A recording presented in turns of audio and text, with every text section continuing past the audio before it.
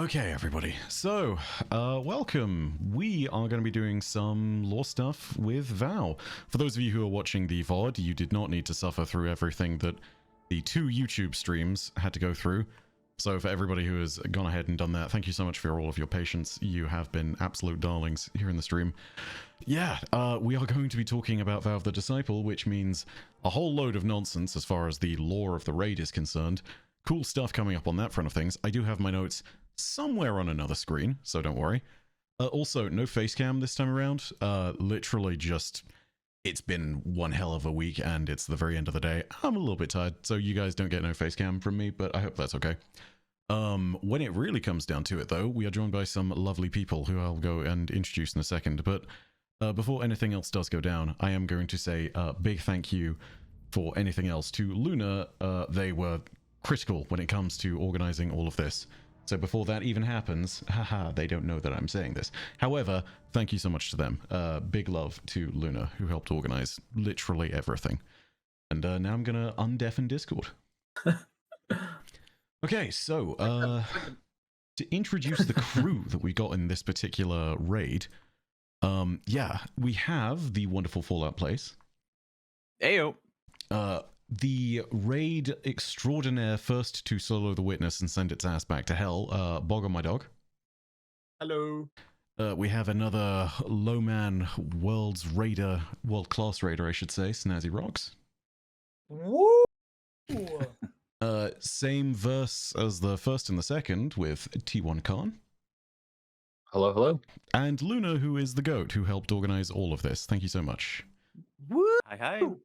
Also, if I'm not mistaken, one of, like, I'm probably going to get this wrong, maybe by stats, but like one of 3 Titans to get a contest clear of salvations. Hi. I'm going to throw that out and hype you up a bit, even if you're not going to hype yourself up. I just hope I'm getting that right. Otherwise, it's going to be real silly. There was like 5, I think. Oh, really? There was more than that. That's actually crazy. There were dozens of us. Okay, to be fair though, Bog, what are you putting a Oh, Titan on in you, good contest? You lord. know, what are you putting a Titan on? You're on the sucking thumbs roll, but I mean, Okay, so, yeah, Val stream today. Val the Disciple. Tons of fun to be had in this raid. Probably one of my favorites. But the other big detail is, if I'm not mistaken, and if everything's kind of going the way that we were anticipating, we're going to try for a flawless on this. And if not, then whatever. Yeah, we'll it'll be first try. That's fine. Yeah, we got this. 100%. We got this. Yeah, no questions. Funnily enough, I've never done flawless Val. It's like the one raid I haven't done flawless yet. I also do not have a flawless at this raid, so. I mean, look, listen, I'm just going to be sticking to someone with Healy Gun and then just praying for the rest of it and letting someone else do the jumping section. You know. Oh yeah. oh yeah. Oh, Not much yeah. I'm pulling out the Lumina for that. Oh, Not yes. The Lumina grapple. Oh fun. yeah. and he's Oh, cheating again God. already. Lumina grapple, but if you get that wrong, oh boy, is everybody gonna know about it?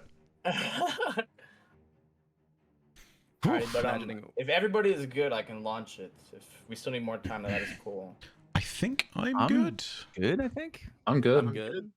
I have my I Lord of think we're Wolves. good to Oh yeah, Lord of Wolves.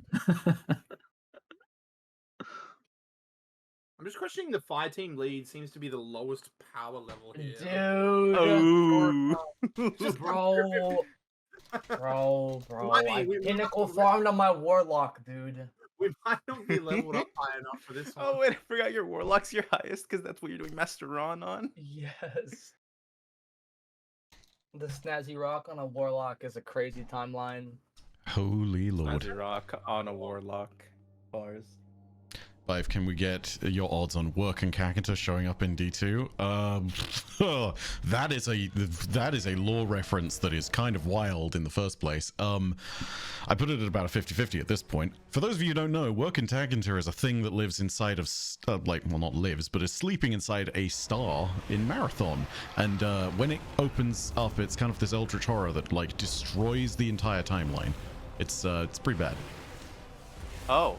Yeah, it's a crazy lore reference. Wow. Yeah. So, welcome to Val. I guess the first big question on the lore front of all this is basically how much do people know with regards to, I guess, the villains in this place? And well, where we are. Like, obviously we're in the throne world, but does anybody know of the extraneous detail around the miasma and the Disciples' Bog and everything that links into it? I don't know any of that. Okay. You have to fill me I've in. got some semblance, but Okay, so if we go over in this direction, all the way in the background there, you can see that there is Savathun's kind of like center of the throne and all that. The bowl, the cup, call it what you will. However, that's all like the resplendent white architecture of the hive that have become Lucent Hive. You know, and notably, it's all complete. The further away you get from Savathun's like apex of power, the more it turns into this kind of shattered and sunken architecture, which also is not Lucent. It looks like the old hive stuff you might find on the moon. It's just in ruins and tatters. And this is like a direct display, basically, of the power dynamics within the throne world, right? This is the big thing that gets communicated constantly through Witch Queen's campaign and through Val. At this time in the story, Savathun was basically fighting like a turf war, right? And the other player in that fight, of course, lived in the sunken pyramid over there, and it was Rolk. It was the raid boss of all this. And Rolk is like extraordinarily powerful. With his darkness being able to contest Savathun's light, he was so powerful. Like, I don't know if anybody read up on the lore that they released on Bungie.net when Pantheon came around. Like, the after-action report on Rolk from the Vanguard basically sat there and said, yeah, we don't know if we could have defeated Rolk if he wasn't so cocky and just basically didn't, like, allow us to fight in the way that we were fighting, you know? There is a genuine fear that he might have been so strong that if he gave 100% all of the time, we would not have been able to defeat him. So that gives you an idea of the power of the entity that we fight in this. And it's physically displayed in the landscape. The reason for that is we're in a throne world, right? Like, this is the Ascendant Plane. It's not on a planet. It's all to do with the nature of the Ascendant Plane as a place. I've commonly referred to this in some of my deeper videos as psychomutable. That's a very complicated way of saying that, like, the power of someone's will and thoughts is actually able to physically change the space, right?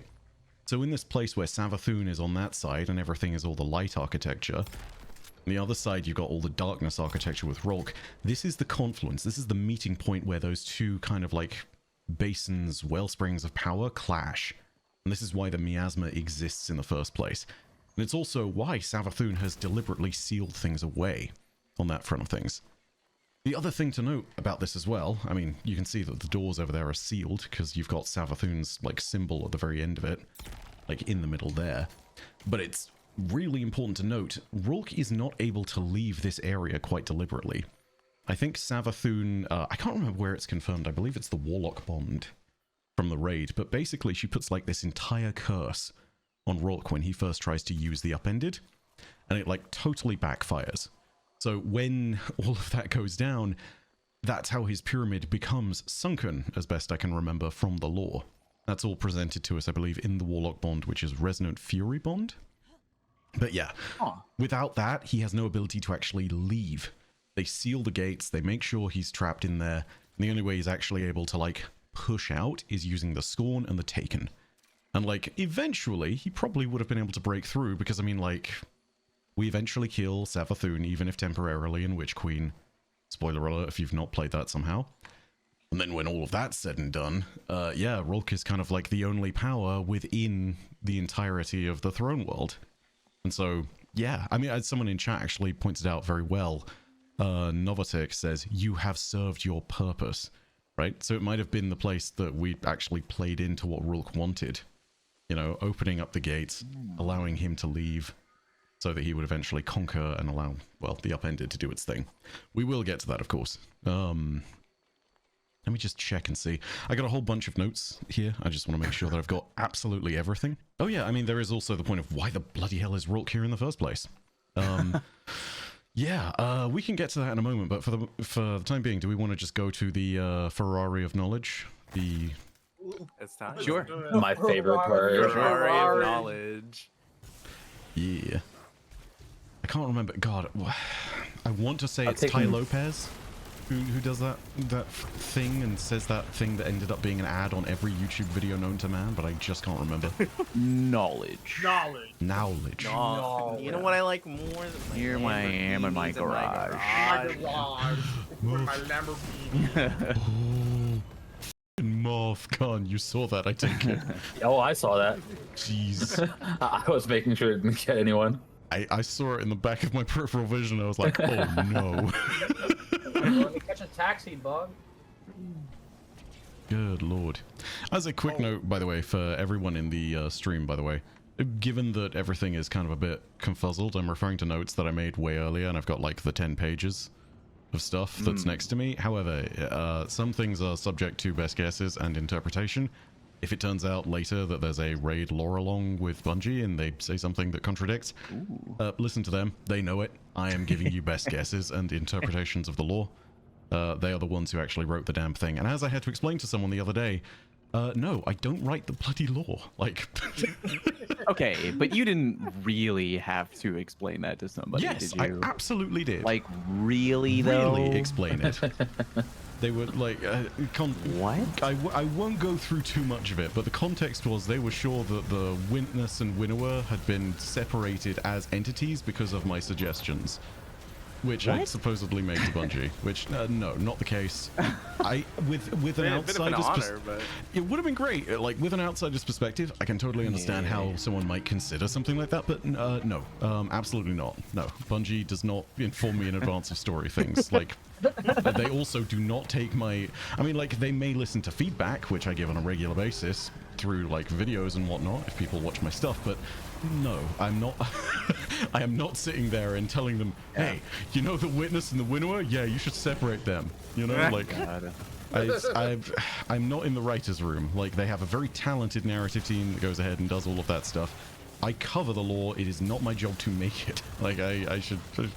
Bungie in Bife's DMs like, yo, so what's next? What's next, huh? Yeah, here's how it goes. They They go- DM him. They're like, yo, here's the story. Please give feedback. Bife uwu.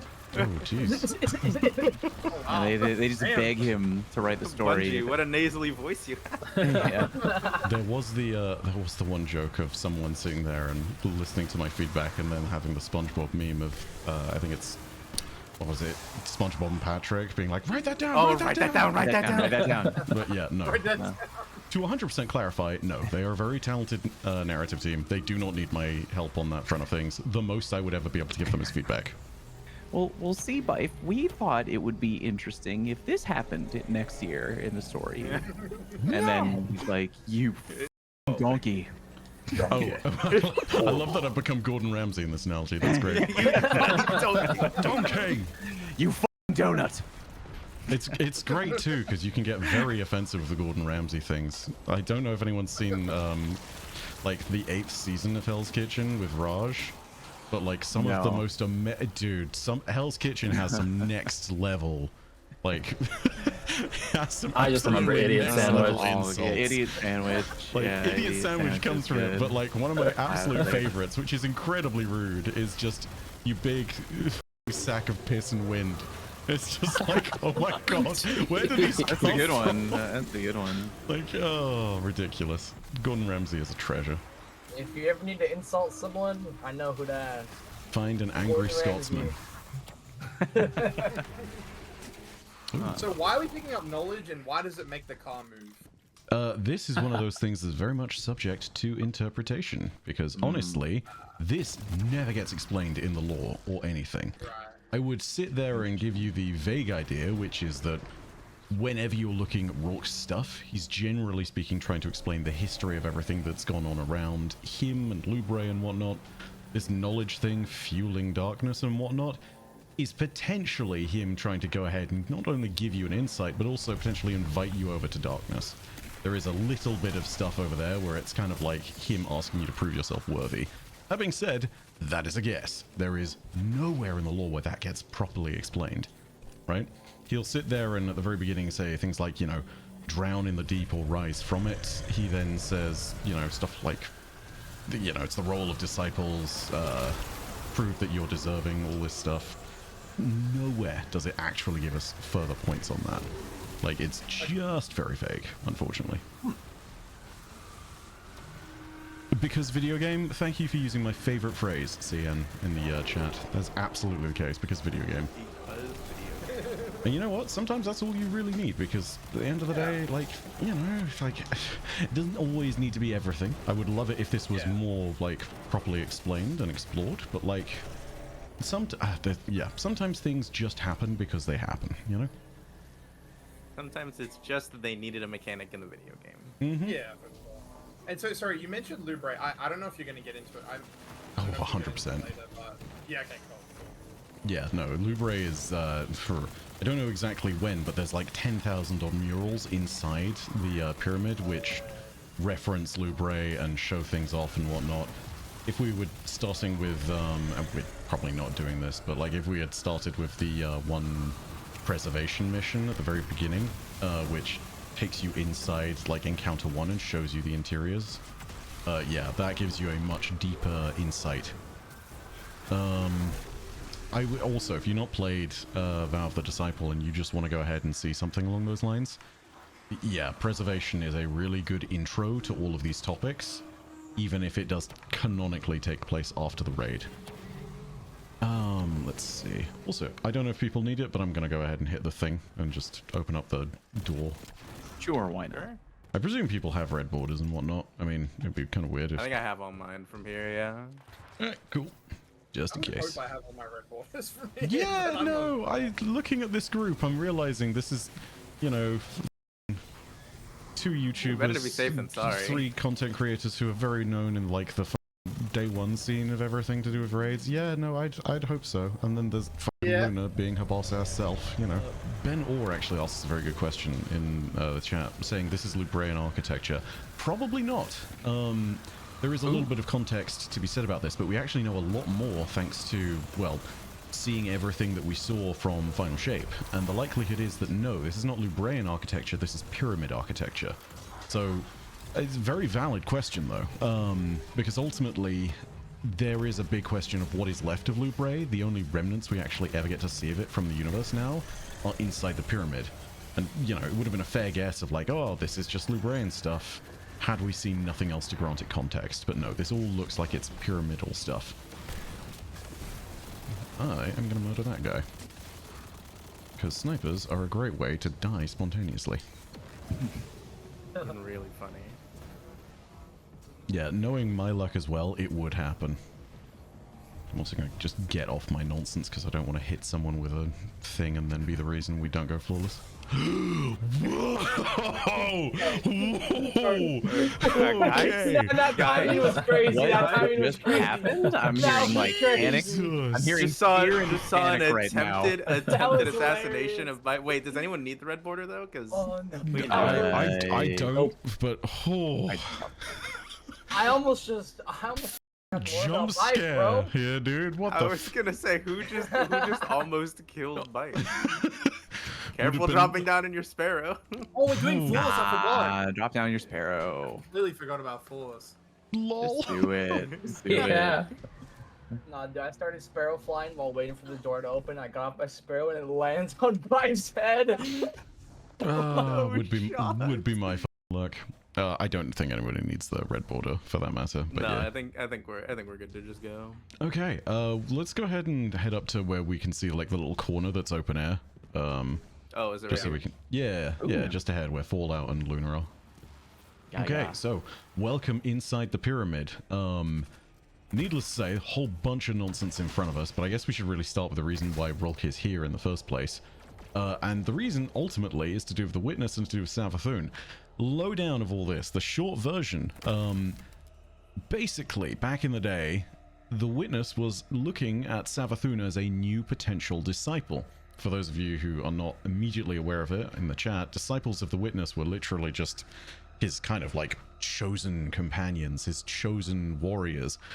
Rolk describes them as not kings or gods, but prophets and disciples, saviors serving existence. Their entire goal was bringing about the final shape. And there are many of them that we know of, such as Kalos, Rolk, Nezarek. There are also a bunch that were never named. You know, there are things such as the unknown disciple and the disciple who might have potentially wielded Winterbite. And yeah, nobody is truly aware of how many there were, but we do know that Rolk was the first. However, at a certain point in time, for kind of unspecified reasons, if I'm going to be honest, potentially something to do with a failure that Rulk had, Rulk was basically assigned by the witness to look over Savathun and to kind of like this excuse the term of phrasing, but is literally I think how you do it. He was basically grooming her for leadership and to rise to the rank of disciple, right? It's basically this moment of sitting there and saying, out of all of the three, you have potential. I want you to potentially become the next disciple in my ranks. I'm going to leave Rulk with you to kind of train you, look over your like actions and make sure that you're doing everything in accordance with plan. And that's why Rulk's pyramid is even here in the first place. That's also kind of an explanation for some of the nonsense that's going on inside all of here. And it leads us to Rulk's very fun history with the worm gods, who of course are the original gods of the Hive. However, the one in front of us, as some of you may know, is not actually one of the 5 worm gods that the Hive originally worshipped. For those of you who are not aware, when the Hive became the Hive, as opposed to the Krill, they were uplifted on a planet called Fundament long ago, and they found 5 great entities in the deep that helped them to accomplish this, and gave them long life in exchange for basically an unending blood tithe. And those 5 gods were Ur, Aya, Aka, Zol, and Yul. This is not one of them. This worm god in front of them is the mother of those 5. It is the mother worm, known as Zeta. And she is unique within the story because before the Hive even found the worm gods, Rulk found them. And in order to do that, he dove down into the oceans of Fundament and fought his way past a massive creature known only as the Leviathan, which we presume was also a proto-worm god, kind of the same species as Arsa, though we don't exactly know that. He went down after having brutally defeated that thing, and then made this bargain with the worm gods, and in particular with Zeta, their mother, basically saying, your children will become gods, they will help serve their own purposes, they will grow incredibly powerful and be revered, but you need to come with me right now. This was not so much an offer of salvation, this was very much a, I have destroyed the thing that was guarding you and keeping you here in the deep. This is not an offer, this is a demand. So Zeta basically gets pulled out of the deep, her children get left behind for the Hive to discover, and Zeta effectively becomes Rulk's captive here on his pyramid ship. And she is used not just as a source of various larvae, which you can find throughout the pyramid, but also as a means of powering that bloody thing. The bento box, the cube, the upended. And we'll talk more about what that does in the first place when we actually get there. But really quickly as well, I think it's in the room after this one with all the different symbols. Yeah, you can start to see some of the experimental aftermaths of just Zeta being an abductee within this pyramid ship. Have you ever wondered what's in these bloody things? Yes. Yes. So, let's do a little counting. This one's perfect. You see 1, 2, 3, 4, 5, 6 limbs. That is an Elixni, or rather, it used to be an Elixni. You can also see the tail at the very top there. That is a worm that is being placed into it. These are Scorn, and in particular, they are Scorn that are being fed worms and being held in this kind of stasis. Not stasis the element, mind you, just a stasis field, which is something the Vanguard starts investigating within Sundered Doctrine. You can see the Hidden taking a look at them. But these are all experiments from Rulk, and essentially the idea is that he wants to create more pliable servants with Zeta. It is... yeah, it's really quite grim when you think about the actual context behind it all. Not good, because ultimately anything that ends up taking one of these worms ends up finding itself in this, like, unending blood tithe. Not fun, not good. Very bad. However, moving on, I guess. There is context behind a lot of this. And I think the biggest bit of context is actually over here. Light fall, glimpses you, free of chains, boundaries, truly limitless potential, domination unbound. There is so much shit in this room. Like, I can't. I did an entire talk with another lore creator. Yeah, basically going through a whole bunch of stuff to do with the occult and everything in this first, like, room of the disciple. There is so much here that we could get to. I'm gonna go ahead and just point out the first big thing that you can see. The bone. The bone. The bone. Yes. What is the bone? I've So- always wondered. Okay, so, you know how I talked about how Rolk found Zeta and the Worm Gods in the Deep of Fundament? And basically he fought his way past a Leviathan and brutally defeated it? Yeah. The Leviathan in the Deep, the way he defeated it was he proved his dominance by attacking it and pulling out one of its ribs. This is that rib. Whoa, dude, that's No. huge. So how big was the Leviathan? Oh my Oh god. my So- god. He would have Ah, been that's pretty crazy. big. Yeah, so I'll guess, but not confirmation. Long ago, when the Witness came to Fundament, he basically set a war amongst those that would become the Worm Gods and those that would basically, like, fight against the ideals of the Sword Logic. It's very much one of those moments of, this means the Leviathan creature might have been a proto-worm. Right? And if that's the case, then you can look at Arsa and Zeta as, like, contextual references. But it's also described in the Books of Sorrow by the Hive. And, like, it's worth remembering, like, Aurix and, or sorry, not Aurix, Orash, Shiro, and Sathona, when they look at this, they describe it as being massive. They are very small at this point in time, but they describe it as being bigger than the continents that they grew up on. And, like, that in itself is interesting because, like, we have no idea what the context of a continent is to something that is, you know, one of the smallest things on the world. But we can tell this thing was massive. I mean, thalassophobia / megalophobia sufferers do not enjoy. Be glad that it's just the rib.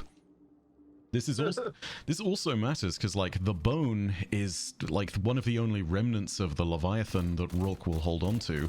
The Leviathan was eventually found by the 3 Hive siblings that turned into the Hive Gods. It tries to dissuade them from going into the deep and fighting or finding the Worm Gods and taking their bargain. And they're basically like, no, we're not doing that. We're going down into the deep for a whole bunch of stated reasons. But basically it was not very persuasive. When all of that's said and done, though, they come back up to the surface as the Hive. They rise in their multitudes. They take over Fundament. They take over Fundament's moons. And in the process, they kill the Leviathan. This rib is the only thing that's left. So is this like a trophy room? it is like- kind of like a trophy room. So if you look at the name of the encounter, it's Acquisition. And this entire thing is Oh. basically just like, it's kind of a Like- I think someone in chat described it best. It's basically like a museum of all of Rolk's great conquests. Yeah. So I'm going to go ahead and Interesting. by the way, thank you for everybody checking in with things. Sorry, I'm checking on my chat and someone said the audio isn't coming through, and then everyone else is Oh, like, God. no, audio is fine. So thank you for Oh, don't keeping... you love when that happens? Thank you so much for keeping me in the sake of context. Everybody else who's watching. minor little panic there. Yeah, so if you look around the rest of this encounter is basically just full of stuff to do with not just Rolk and the worm and the Leviathan creature, but also it's got indicators around of the notion of what the Witness is going to be doing, right? Like, it's got, particularly within each of the rooms, there are, like, captured subjects for more of the Scorn. There are murals and rituals, particularly, I think it's, is it in Grief? I think it might be in Grief. No, it's not. It's in Give.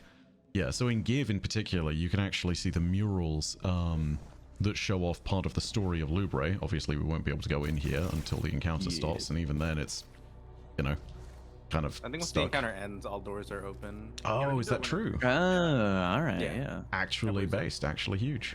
But yeah, it's basically just this massive collection. Someone in the chat said, behold my stuff, or behold all of my more accurately. Yeah, true.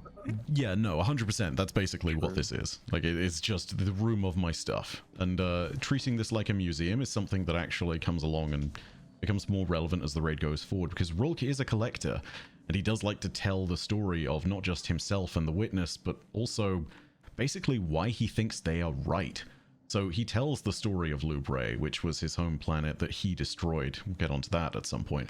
He tells, like, the story of basically why he believes the disciples are correct and why the final shape is going on. He talks about what the upended is, and he's also clearly stolen a bunch of stuff from around the system. I mean, you know this from Encounter 3, but the Vault Shield being here is no coincidence. Like, the Vault of Glass Shield being within his collection of relics basically tells you that he is trying to take the little bits and pieces from around the system and just sort of hold on to them like a little hoarder, you know? The whole thing of this is my stuff, yeah, it makes a ton of sense. That's cool though. Let me... That is awesome. Has anyone played Hollow Knight? Yes. I imagine Rolk as like the boss, The collector? Like yeah, I was gonna as say that guy. there is for quick context in the game Hollow Knight there is a boss known as the Collector, and one of his mechanics is basically that throughout the fight he sort of has like enemies and objects from throughout the game in a bunch of jars, and when you're fighting him he will drop them on you, and so you basically have to deal with like a bunch of different enemies from different areas of Hollow Nest. And so Bog's kind of like He's drawing also the a comparison. lanky fellow that kicks you, so you know it Yeah, lines up. he is perfectly. also. So, fun fact, the Collector is a trope in Lovecraftian horror that gets thrown around a whole bunch. You can also find them in games such as Darkest Dungeon, and in that they have the heads of various heroes that you may or may not have either played alongside or seen fallen within your party. And yeah, he can just summon them with just a head and the spine, and then the spectral version of them fights you. It's very much in theme with that.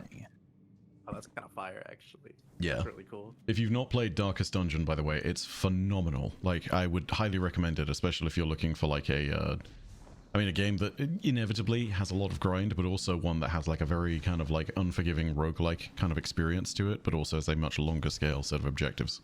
Total aside, but yeah. Rulk is like Trazen the Infinite, for those of you who know Warhammer 40k stuff. Yeah, he is kind of like that, except not as Trazen-y as Trazen. Like, Trazen is absurd and literally holds on to like copies of major characters within the universe, and yeah, much as Rulk does kind of do that, he's not doing it quite to the same extent, you know? Yeah. I think we're mostly good for starting first encounter, but if anyone has questions, I'd love to go ahead and take a moment and just, yeah, do the thing.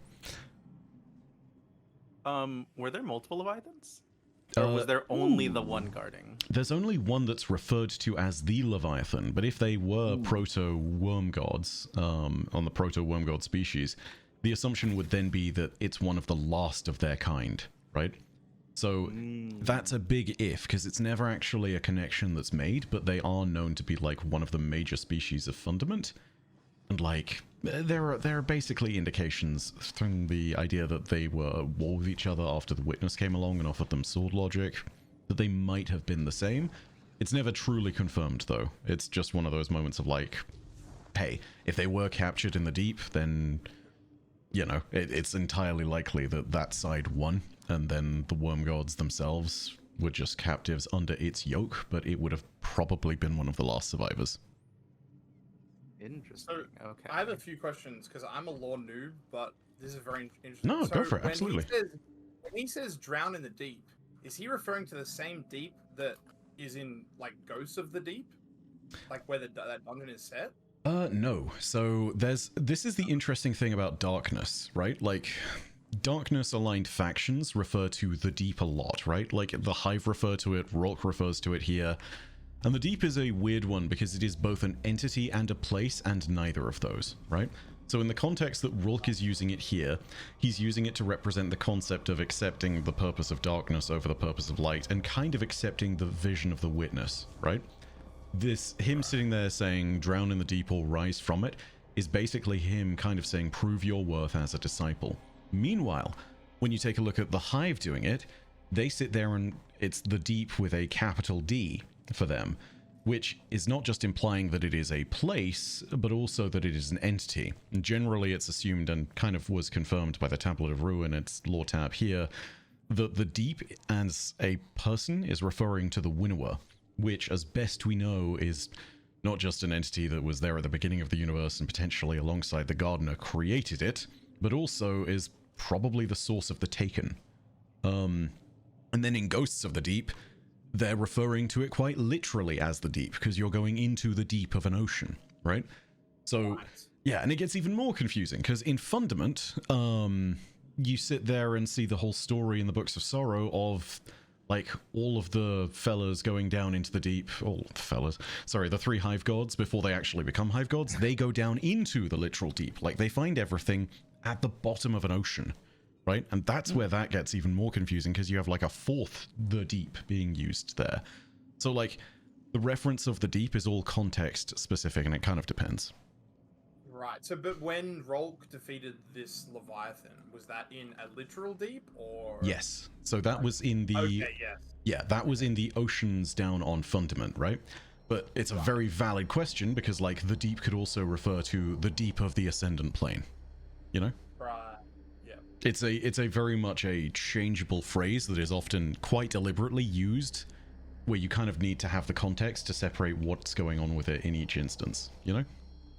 Yeah, because every time he says like drown in the deep or rise from it, I always thought of that as like a figurative deep, like you said, like, you know, it's not literally drowning in like an ocean. But Right. then you were like, this is from a Leviathan from like an ocean, and I'm like, wait, what? Is it an actual literal ocean? And I was like, wait, Ghost of the Deep is in an ocean. Yep. Maybe I like misinterpreted this whole time, but Yeah, okay. so get this, right? There are layers of this, right? Let's go with an assumption, and this is an assumption, that this Leviathan's bone that we see in front of us is from the same species as Arsa from, like, Season of the Deep and Ghosts of the Deep, whether she swims by you at Okay. that one point. They would have Yeah. existed on an ocean planet, which was Fundament, right? And Arsa, this is where it gets even more interesting, she manages to escape, likely using the Ascendant Plane, because it says that she escapes into an Ascendant Dream and then lands on Titan, which is nowhere near Fundament, right?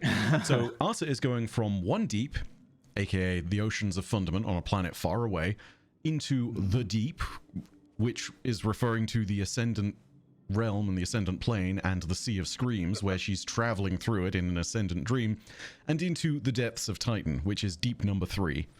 You see why it gets so you see why it gets so silly? Like, it's wonderful, but also context is everything. So what you're saying is she uses the deep to go from the deep To the deep. Deep thoughts with the deep. Wow, that's Now- really now deep. now I'm trying to get it. That's so deep. Yeah, 100%. Deep cubed. It's and for those of you who are wondering, by the way, because there are definite questions that come up around that lore, and it comes a lot based on interpretation. If you want to go ahead and see more of it, you need to take a look into the, I believe it's pronounced Shohan Scuba Shell from Season of the Deep. There's another deep for you. Oh no. Yeah, here it is. It's basically just this moment where Arsa describes the entirety of what happened, and there's a line of Arsa dives into an ascendant dream. Cosmic language bathes her as she ventures. Radio songs and magnetic roars that bellow across spaceships. Or sorry, space. She slips between worlds across great distances, breaches back into space to glide along the curvature of galaxies, chasing a distant point of light. A solar opposite of that which takes love. So effectively, it's saying then in the next line, Arsa crashes through Titan's thick skin and into its methane ocean. The expansion of humanity across Sol unfolds as she mourns. You know, so yeah, basically none of that is immediately said and confirmed 100%, but that's the best guess based on the phrase of she falls into an ascendant dream. Also, Yeah. there is no other way that she would have gotten to Titan, because I mean, like, she's a big fish. And it's like Yeah. thousands of stars Yeah. away, you know? Like, yeah, Ascendant Plane is basically the only way it gets, like, done in the first place at all. You That's could a almost great say she question, though, Bug. traveled through- You could almost say she traveled through deep space. There you go. Another I see way what to you use did the there. I word see what you deep. did there. I'm taking a shot every time someone says deep. Yeah. It's the deep Blackout multiverse. drunk by Wow. second Yeah. There's I'm ready to the get deeper. What's that deeper kind of into the pizza from space. Chicago? deep dish. Yeah. Yes, Nom, yes. nom, nom. Favorites of the hive. Mm. Should From we the delve ascent plane. deeper into the raid by completing this encounter? I think we shall. 100%. If it's okay, leave it I'm gonna just post up on left. I'm happy to run symbols and. Or whatever need I will, be. I will come left as well. Just- Then... Just one quick reminder for the gang, it is Unstop Champions, just so you're aware and remember. Not that you guys need it, you guys the boss, you guys got it. I don't know what unstop is, but we'll be fine. Dabs, hold down middle, me and Bog run. Yeah. Sounds good. Yeah, hold on Alright, one works for second. me. Almost ready. Hold on. Just That's crazy. Oh, you have good? you. Oh, and I guess I have like one more small little question. This yeah. is like because you were talking about you mentioned Titan earlier. Like when it was actually in the game, I remember like seeing like a Leviathan or like a in the ocean. Is that Asa or what Yes, the it name is. 100%. Okay. Oh, okay. Yep, going By- by, someone the, in my- by the window glass and through the ocean up top as just like a set of rings, right? Yeah. Yeah, that's someone in my awesome. chat has a just one more specific question regarding Asa. I think they're heading your way right now. Hold on. I mean, hit me with it, yeah, absolutely. Yeah. I won't take their thunder. I'll let them hit you. Also, I'm so sorry. I know I missed someone's donation earlier, really quickly. Oh, good lord. Sly Marbo. Haha, I love your 40k reference. How does Jazz have angel wings? Not sure, but thank you so much for the $5. Oh, I have And the what, I have the hollow chip on. The old hollow chip. Yeah. Oh, yes. That's what they're referring to. For context, it's the yeah, it is in Yeah. inventory. You get Um, it free from I'm right. The Eververse. money grab. Hollow Money- chip. It's these, which you can use, and then for 12 hours with the hollow chip, you get wings. Ta-da! Okay, remind me what the who's doing what team are we? What? Well, it looks like Con, Dabs, and Bife are each holding on a side. Me and Bog are running around. Followed. If you just want to hold a side, like if you just want to be like a general like roam around, go where She's needs putting help me thing. on ad clear. Yeah, if you want. Yeah, you are LF ad clear. Yeah, you can go ahead and do nothing. Okay, Lunar. I'll go on. Exactly. So Dominic, I can only give you an answer to that question about that particular set of armor if you hold D's. That's all I'll say. I love it. He's too quick. Yeah, You got. tried to hit me with the classic of well, yeah. Yeah. Wait. Tried to hit me with the classic tale of that epic hero Gargalon. Yes, indeed. Goggle. Dude, something came in the mail today. You wouldn't have guessed it. I love it. Nice try. Very well done. Good God. Well done. All right, let's roll deep. You're not gonna catch me like Cross. This is gonna end up as a YouTube short. What do you think is his first day streaming? Come on. Who's got symbol? Oh, yeah. Let's take a look. It's delayed for the first set. Should Oh, it be is popping up delayed. now. It's Traveler or Light Side. Yep, I see him. Oh, Traveler side, yeah. It is not in spawn. Symbol up. Run stop. Get in there, young man. Who's got next? Watch out for screams. Pyramid Knight.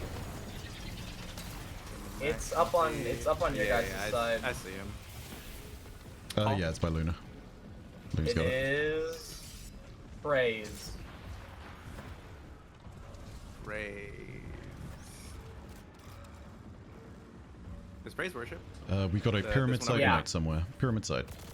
Alrighty, I will check that out. I found Bog, it. let me know when you're out. I'm out. Actually, shoot Crystal when you're out. Oh, okay. The knight is dead, but for the call. It is whenever that drink. pops Next up. one is drink. Rank. Wake up. Drink. Are we gonna drink? Light or dark, by the way. Oh, I forgot about that part. Dark. Plastic. Dark has come up for drink as well, by the way. Okay. Bog, what was your symbol? I put in chat. I think that's what this one's called. It's mid. Witness. Okay, boom. It's Mickey. Nice. Nice. BH. Keep it all. Nah, dude, I learned this tech like the champions spawn in when you draw the correct glyph people. So Really? Yeah, you don't even need the call out on the thing. I've always wondered what the trigger for that is. That's so neat to know. Thank you. Yeah.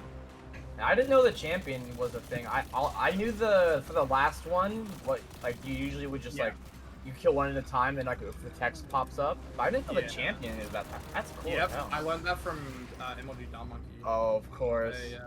Also, I believe I see whoever's knight is up. Yeah, I was gonna say. Hold Is up. dead. Oh, wait, did that not kill it? Helmet, Apparently thank you not. for the Yeah, he's quiz, gracious, by the bro. way. He's a What? tough cookie, that guy. Is there a game that has gripped you as much as Destiny? No. I mean, like, there's a bunch, but like, not as much as this. Traveler Knight.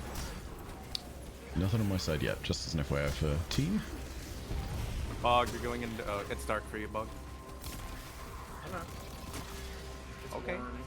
Yeah, this guy with his knowledge. of I got my acquisition, bro. technology. Knowledge. The technology. Where was next night? Oh, next night coming up in a sec. It's Traveler side, Grief. light side. Grief, I got it. It's on. I got the last one. Light or dark for grief? Dude, I keep forgetting I have to call that dark. Knowledge comes up for light side night. Yep. Going in. Worm and love again. So. And whoever went into knowledge, it is light, just as an FYI.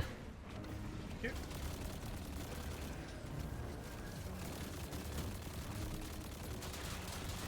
Love Left, and I Black think. Heart. It's left side. Yeah. Whoa. That means the last one's gonna be on me. It's BH's Black Heart, yes? Yeah, worm left Yes. black heart. Cool. All right. I was gonna say hello.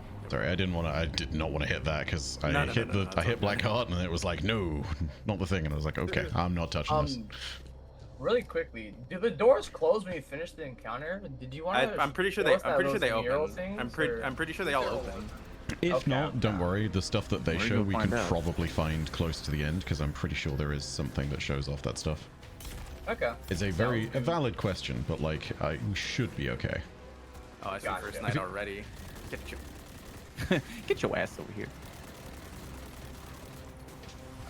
Who's got first call? Ooh, not me. I'm going in. Can someone open the door, please? What the? Here midnight. Up. Somebody take care of that? Yep. Okay. Knight is Another up midnight. up on top left somewhere. It should be 4 or 5. Yeah, I found him over here. That's what was on my radar. Knight is dead. Yeah. All right. The room is give or hands. New night coming up. It is pyramid side. I. Light or dark? Tabs. Oh, I'm killing the knight right now. I'll go back to mid now. And where the hell is he? Okay. The call is dark. Got it.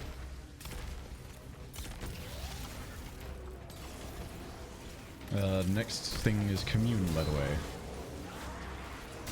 Got it. You got a bug? Who's in the door? We good? No, you're good. Yeah, just go.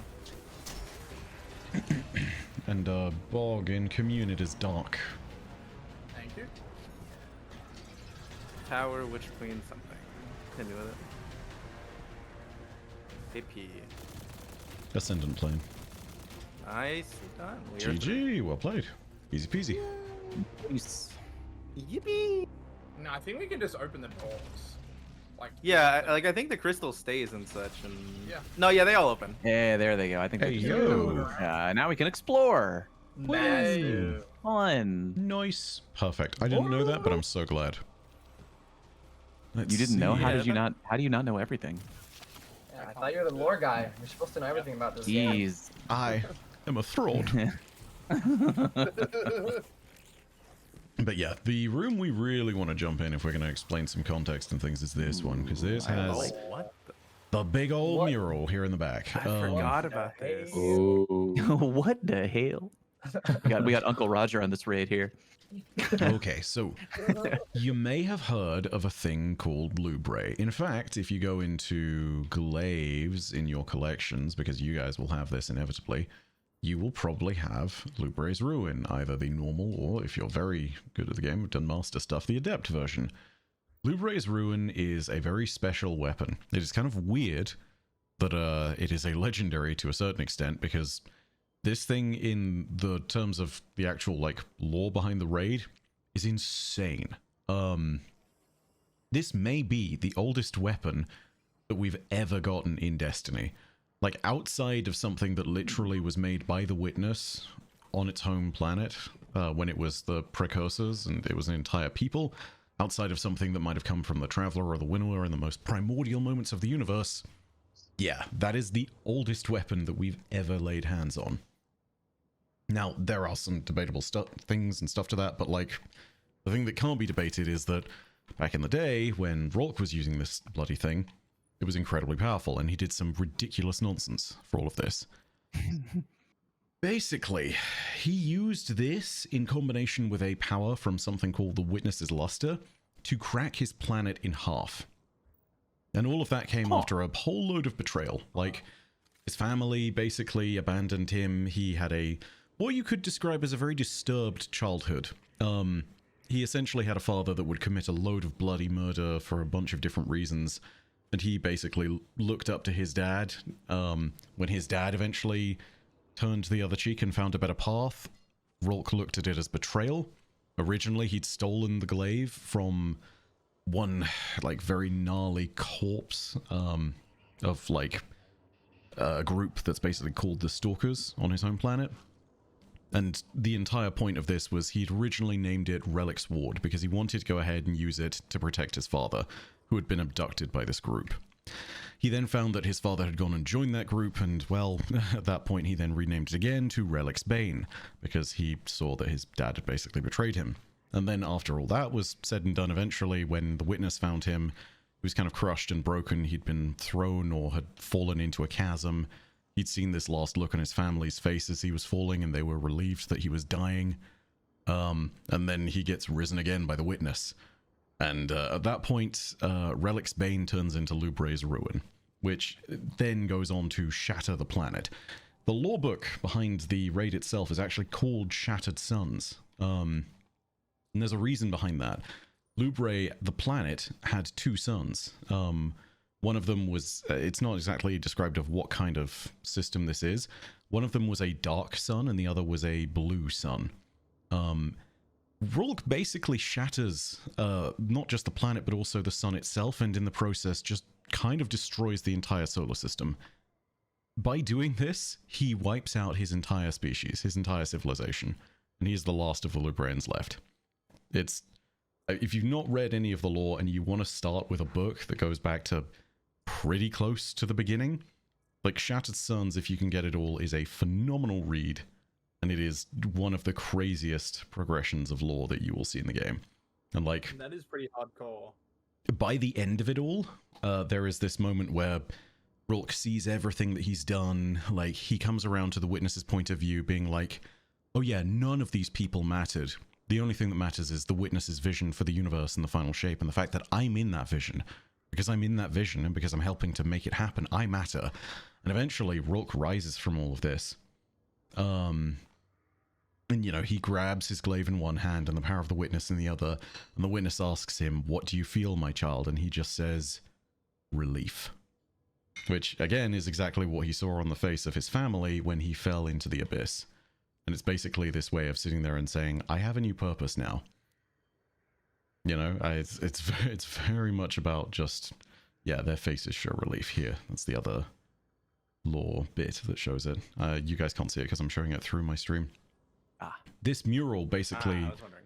yeah, this mural basically shows the entire process of Lubray's destruction, though, and the elements that came about to it.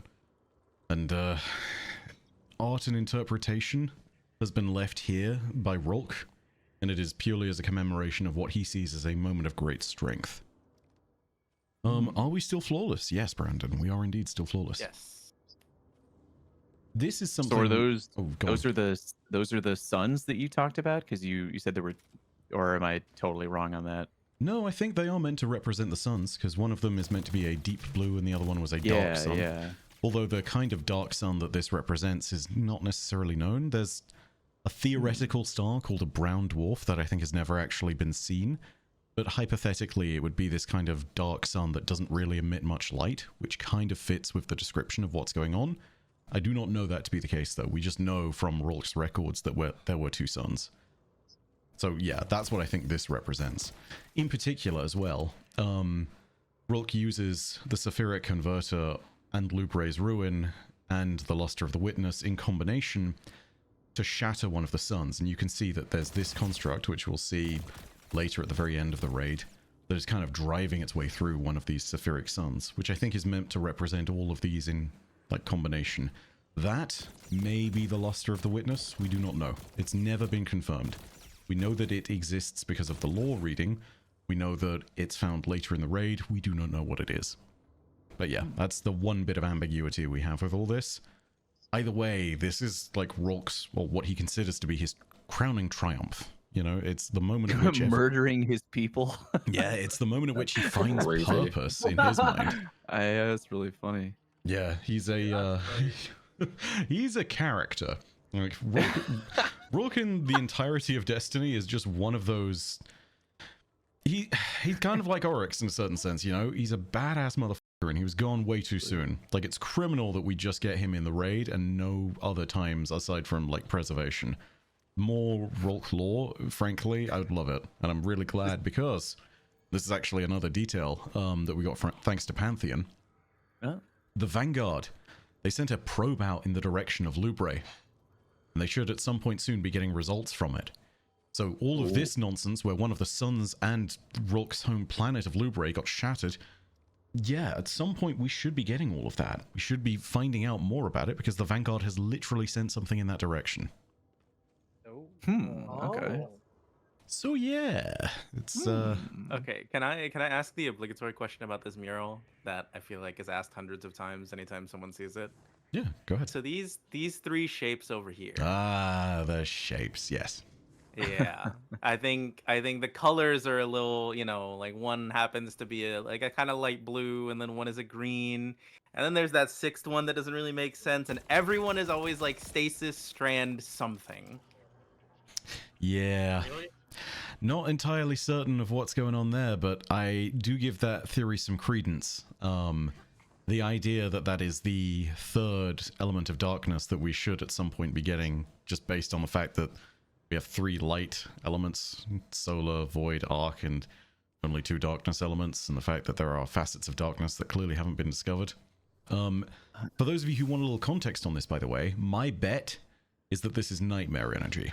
For those of you who really want to go ahead and go down the path of discovering why I think that, go to the Pale Heart, find Micah at her terminal, and then just go through all of her quests if you've not done any of those. The Micah quests, particularly the one that takes place on the moon, and goes into the pyramid, that you get in the Shadowkeep campaign. Yeah, that matters, I think. It talks about how nightmares are a potentially untapped power of darkness that we have. The thing about that, and this is my theory, none of this is confirmed.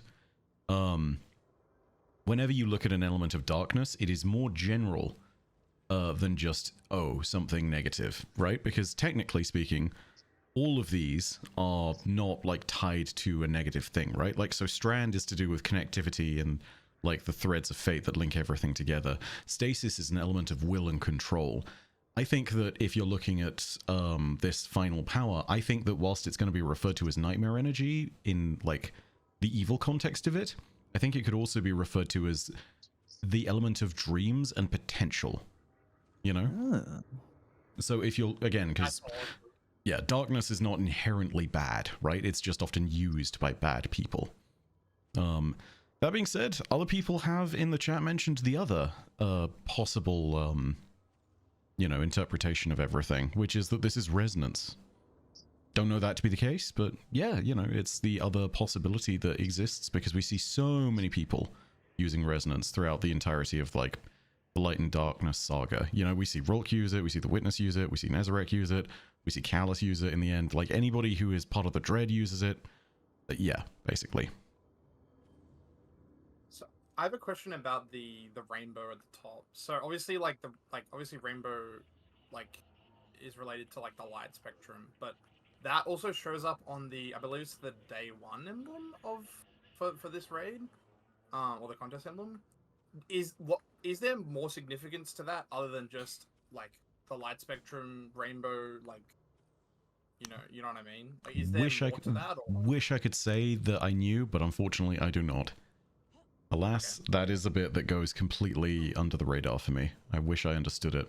It would be even more interesting too, because like someone is pointing out in the in my chat over on YouTube, like it's got a whole bunch of different colors, and it being a light spectrum means that this could be like a very early hint / tease / reference to the idea of prismatic, but we just don't know, right?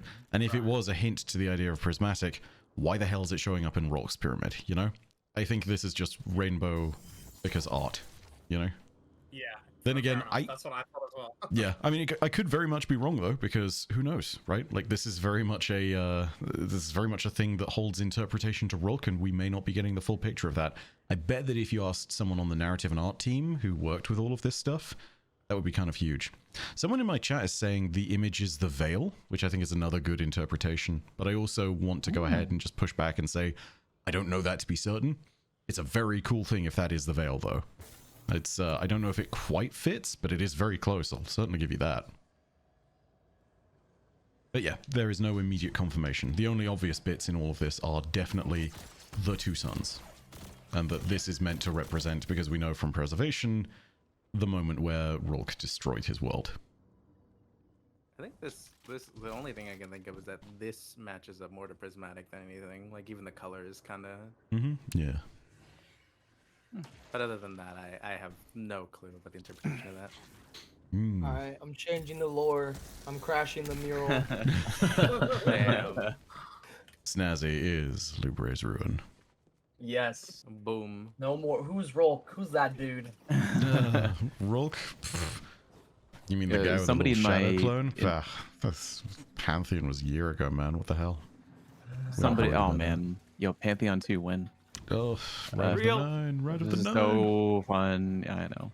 Someone in my chat man. heard you told that whole story about, Lubre's Ruin and all the stuff that Rolk did with it, all the chaos he caused. And it's like, why is that shit a legendary? That should be an exotic. 100%, I agree.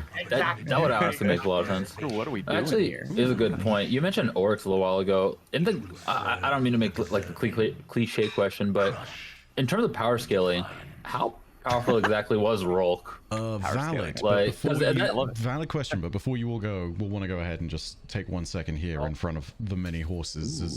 I was gonna ask Oh yeah, about we just the ran whole- right. We're in like speedrun mode. Like, Yep, no, 100%, I get you. Also, for those of you who are asking, I do not know why Rolk loves horses with many asses, but no, he just has these. who apparently. doesn't Oh, love that I never though, realized. right? Oh yeah, Oh, Yeah, the multi Yeah. butt Yeah. the bakery. Canonically, the only thing that is even close to being something about a horse in game is the 9. So I don't know. Maybe it's to do with them. They're all meant to be like a split of 5-4 within the 9, where 4 of them are actively not trying to help us and 5 of them are. Maybe that's something to do with it. I don't know. No clue. That being said, we do know something about all this nonsense, which is the upended, the thing that he just mentioned, which he will not shut the hell up about. You know, you will always hear him going on about the upended. Like, it's a copy-pasta meme in itself. Basically, this is, as best we know, a super weapon, right? It's currently in the process of this raid being charged by Zeta's power. The way that it works is supposedly, well, it's all in the name, upending. Rolk talks about it after 3rd encounter, and he says something along the lines of, this world will be sealed from the light. And I think that kind of tells us what this thing does. And in fact, I think it's kind of similar to what's happening this season. You know how the Dreadnought is sending out the freaky deaky anchors all over the place? Sure. Yeah. Yeah, so those are called eversion anchors, right? And the process of eversion is turning something inside out, right? The Hive did this to the Dreadnought. They took a place that was in the Ascendant Plane, and they essentially turned it inside out. They made it occupy a physical space, right? It was a paradox in reality. The Hive made something that should not exist. This is kind of doing something similar. Except it's not creating a paradoxical space, it's pulling something into a pocket of the deep, or the darkness, or a part of the Ascendant Plane where it cuts it off from the light. There are moments where we do kind of see this, right? Now this is a guess, but you've got to remember that this power has been displayed a lot prior to this point. Season of Arrivals, we saw Mars, Mercury, Titan, and Io get abducted by the Witness, which would be a similar act of eversion. You would also see the Glycan, aka the Presage mission where you get Dead Man's Tail. That is another good example of something that exists in one of these darkness pockets, and is just kind of like there. Doesn't have any light in it. In fact, one of the first lines from Osiris when you get inside and trigger some of the egregore is, "There is no light here." You also see that all of that happens because Callus successfully communes with the Witness, and then the ship gets abducted, right? So the entire thing is kind of pointing us towards the idea that that's what the Upended is. It is something which can be used essentially to abduct either a world or a planet, or maybe just a throne world. If that is the case, then this would essentially cut us off from the light of the Traveler. Theoretically, it would make our ghosts and the ghosts of the Lucent Hive useless, drain us of our powers of light, and then we would basically be helpless against Rulk's forces. That being said, this is all based on guesswork, right? Technically, there is nothing immediately confirming that the Upended is the thing in the middle there. We just have so many points at which Rulk keeps on referring to it, and so many moments at which it is pointed out in this instance that, yeah, it is likely to be the case. Also, this I guess is another fun fact. If you're looking around this area and whatnot, you can actually kind of look over in the distance there, and you can start to see some areas which might look a little bit familiar. Does everybody kind of look over in that direction? Over where? Just over yonder. I need my Over yonder? glasses on. Is that Sundered Doctrine? So, Sundered Doctrine also takes place in this area. God, wait, Oh my Oh, I didn't know Nah, that. that's awesome. I Oh, knew it wow. was like Thunder? Rogue. I didn't realize you could see it from here. Yeah, I didn't here's, know. here's the thing. This entire thing is one massive linked temple complex, right? And this matters because you can take a look at some of the structures. In particular, there's those tall temple bits over there, and a kind of long bridge before with this structure in the middle, which I believe is what's meant to be Sundered Doctrine. And the crazy thing is, if you start that and you take a look over in this direction towards where the Upended is, and Sita, you can kind of see that it's got to be a temple structure, either somewhere over here where we're at, or somewhere over there, depending on perspective. But the entire vibe of the place changes after Rulk's death and after the death of Zeta, right? This becomes much more of a bog, and it opens up into this space where now there's holes in the ceiling and the light pours through, and it's much more green and filled with nonsense. So, either Sundered is somewhere down and behind us, which I don't know if is entirely likely because this is kind of where the wall is, or it is over there. And I'll be honest, I do think it is over there based purely on the fact that some of those structures in the background do kind of look similar, you know? That Like- looks like No, directly. dude, Right? I've Yeah. done that. I've done 0 to 1 over like 200 times. That's Sundered Doctrine. I promise you, bro. That's Sundered Doctrine right there, dude. No, That's no awesome. way, it's not. And what's even crazier about this, right? Like, inside Sundered, Rulk is just casually holding on to yet another stolen artifact of incredible power because that's just what he does, right? Like, he's holding on to the scalpel of, he's holding on to the, what is it? The chisel of the Taken King, the chisel of Oryx, right? Which, for those who don't know, is incredibly important because he used that to make the Tablet of Ruin, which incredibly powerful darkness artifact. If you don't understand what the case is and why that's important, go and read the Books of Sorrow, because oh my god, this thing is ridiculous that we even have it. But yeah, when it comes to that being around in Sundered Doctrine, remember that in Sundered and Vow, we are not exploring the whole of the pyramid either. We're just exploring some of it. So like, all the temple complexes that are still out there and have not yet been touched, there's even more nonsense in this pyramid. And like, we have no clue what Rulk was hiding in here, but like, there's a lot of it quite clearly. It's, yeah, crazy. There's just a lot of stuff in the background, and the Upended is just the most obvious bit of it. We need more pyramid content, bro. Dude, this is awesome. what I'm saying. This is why What? Vow was my What? favorite. Yeah, we do This need is more, awesome. That is true. Okay, I want to ask, like, so when we were picking the raid, like, is Val your favorite raid lore-wise? Oh, 100%. Like, I know Salvations is like the big climax of Light and Dark Saga, and it does have some amazing lore to it. It's phenomenal. but like, dude, Vow is. I mean, look at this. I'm gonna have to say Pretty so much cool. in this. Look at all this nonsense. There is so much cool stuff in this raid, and it just keeps going.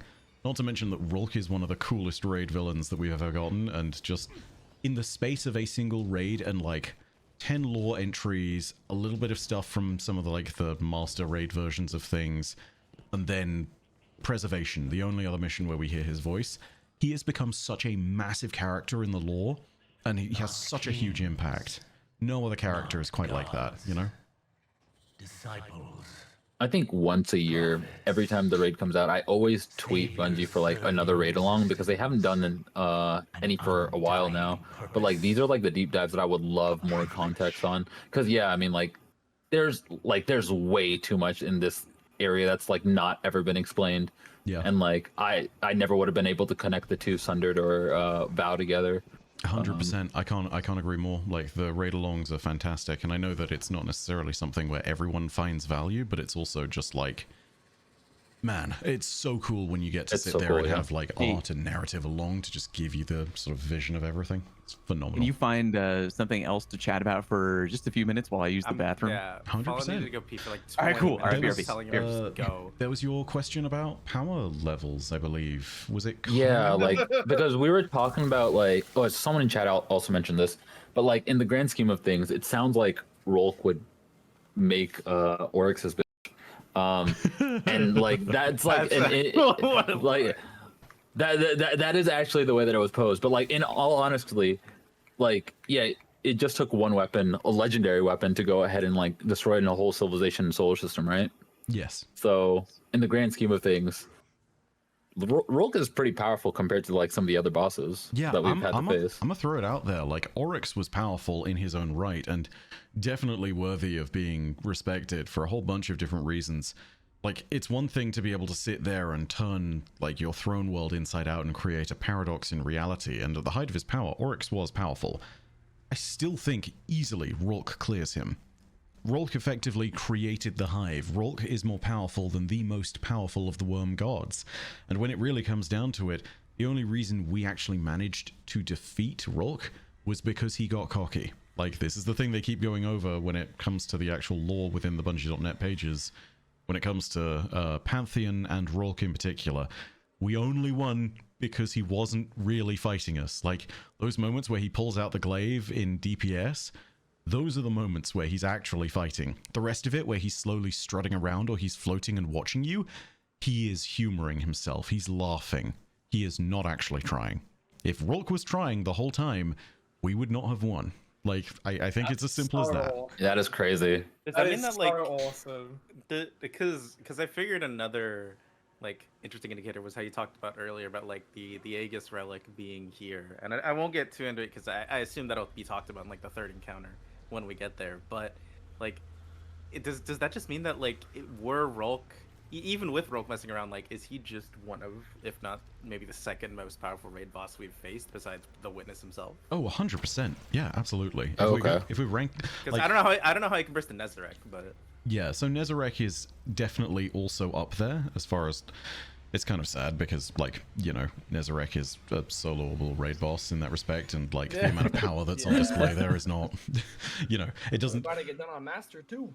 Yeah, no. Like I said, I wonder if there was some guy here, some guy in this fire team might be doing Master Root of Nightmares. Well, Maybe. who might that be? But Isn't that guy also weak because like he's essentially like a newborn in that raid or something? I don't know. kind of, yeah. Like, it's very much one of those moments of he's just been reborn. So you've Yeah. definitely got some, like, shaking off the rust elements to it. He is also empowered by more than he was before, because he has both light and dark in that instance. Hi. This was another early hint to the idea that they were thinking about Prismatic. Yeah.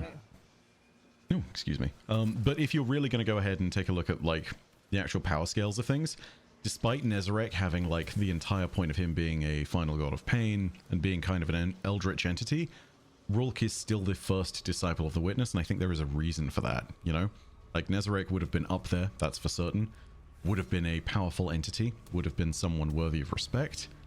I do, however, think that Rolk is still greater, you know? And, like, you know, it's very clear that some disciples are stronger than others. I mean, Callus, you know, need I say more? just Callus. Oh man. Callus feels like Oh, a man. baby disciple, dude. It feels My like boy feels like Callus, Witness dude. made him a disciple almost like out of pity. Yeah. No, I've seen I what he can't was. disagree on that one. It feels very much like a good job, bud. You go do I'm that. alive. Mhm. Wait, that's a It's sick your title. it's your little brother that like finds out that you and your friends are hanging out and is like, I want to play, and you're like, fine, like you can do this. You can have the other Rolk is the controller. first disciple. Callus is the PD disciple. I'm back, by the way. Welcome back. Welcome We're back. talking Welcome about how back. Callus is a Hi, little back. bit of a bitch. Ooh. Yeah. Well, I think Welcome there's to the an caretaker, by the way. obligatory thing. Oh Ooh. yeah. I love this boss. Yeah, Caretaker's a fun fight. So, caretaker. You know all those experiments that were in like the stasis cubes before, where I showed you that there was like a Scorn in there that was getting a worm shoved into its body? Yeah. Yeah. This is the one result of success from that, as best we can tell. The caretaker is very much sort of a librarian, is looking over things, but also the caretaker, with that thing on its back, is also one of the only examples of what I think is a Scorn that has succeeded in, like, surviving the process of actually having a worm implanted. And as a result, it has remarkable power. Like, this is the strongest Scorn that we face canonically outside of, like, Fikrul. So, you know, you're looking at something here which should not necessarily be taken lightly, but at the same time is still kind of a curator, and specifically so. Notice the thing that it's kind of working with there? Kind of reminds you of something, doesn't it? It's Ty Lopez's car. Ferrari from before, Yeah, from the earlier. car. Oh, the Ferrari. He's looking at all the knowledge. But yeah, Dude, with, if this is what one of those looks like, oh god, I cannot imagine if Rolk succeeded with more. yeah, I mean, keep in mind that here in the Throne World, right, like, the whole birthplace of the Vile Strike is a worm breeding ground. Rolk is experimenting with these things, but he is doing it for reasons, and like, if this succeeds, ultimately, there is no telling how many of these bloody things that Rolk would have made, right? And even if it ends up just being one or only a few because of special purposes, that's a problem, man. Like, that's a huge problem. So yeah, this is kind of a big deal. But also, I want to just point out one quick thing back here, which you can also see through a whole bunch of areas in this bit. It's kind of a weird one, but you can kind of see these slats, right? These things will eventually form out into stairs, which we use to go up the different floors. I am not unconvinced entirely that these are not meant to be kind of like something that works a little bit like an archive. It sounds really silly, but like, does that not remind you of library shelves in a certain way? Does that not 100%. does that not make you sit there and think of like, oh, has anyone seen like behind the scenes of the Natural History Museum in their archives? Yes. Yeah. Yeah, it feels like the drawers where you would contain specimens and whatnot. And this guy is quite literally a caretaker, and this area is called Collection. So like, I mean, don't they also have the same texture as like some of the like you see like the silhouettes in the I don't know what you call it, but you know the stuff you were showing us earlier, like the Elixir and the stasis thing. yes, they do kind of Yeah, have a there's similar more of- texture, right? Yeah, it's more of that. And like, here's the other thing about all of this too. It would be nice to sit there and overcomplicate something that could just be even simpler. And none of this is truly confirmed because it is, again, what you read from the environment and the idea of what's being shown off in all of this. But I do feel as though like all of the stuff that's being done here is partly also archiving for the sake of the final shape, right? Like, not that this is the Witness offloading some of its work to Rolk in a moment, but it's more like him taking the idea on its own and sitting there and being like, okay, I need to sit there and also see what's worthy, right? Like, Rolk originally is responsible for raising more disciples in some cases, and we can kind of tell this through some of his interactions with other disciples, right? So, in those instances, he's looking for people that are worthy, he's looking for things that are worthy, and it kind of ends up reflecting, I think, a lot in his work here, you know? Like, you just have these slabs all over the place that might be holding knowledge or like remnants of something. It might also be a reason why he dissected the freaking worms, and these are all over the place, and you just get all these cross sections. You know? It's also got a very Dead Space vibe. If anyone has played Dead Space 3 and remembers Rosetta, it gives me those vibes. Also very appropriate that it is an alien being inside one of these. Okay, let's see. Are we basically good to start second encounter, or are there any questions? I'd love to go ahead and take any. This isn't necessarily a question, but man, the more you talk about this, the more I'm like agree with you, and like I'm kind of sad how like we just killed Rolk in this one raid, bro. Like, this guy's awesome, dude. Like, why, bro? Like, this is awesome, One and bro. done, man. Yeah, we could have right done more here- with him. This right here, though, is the reason why I'm okay with this particular narrative team we have bringing back characters, right? Like, they did very much a bold move with Cade and bringing him back, and I think that it actually works out perfectly, and I think it was done very respectfully. Then they did Oryx, and Oryx has been killing it this time around.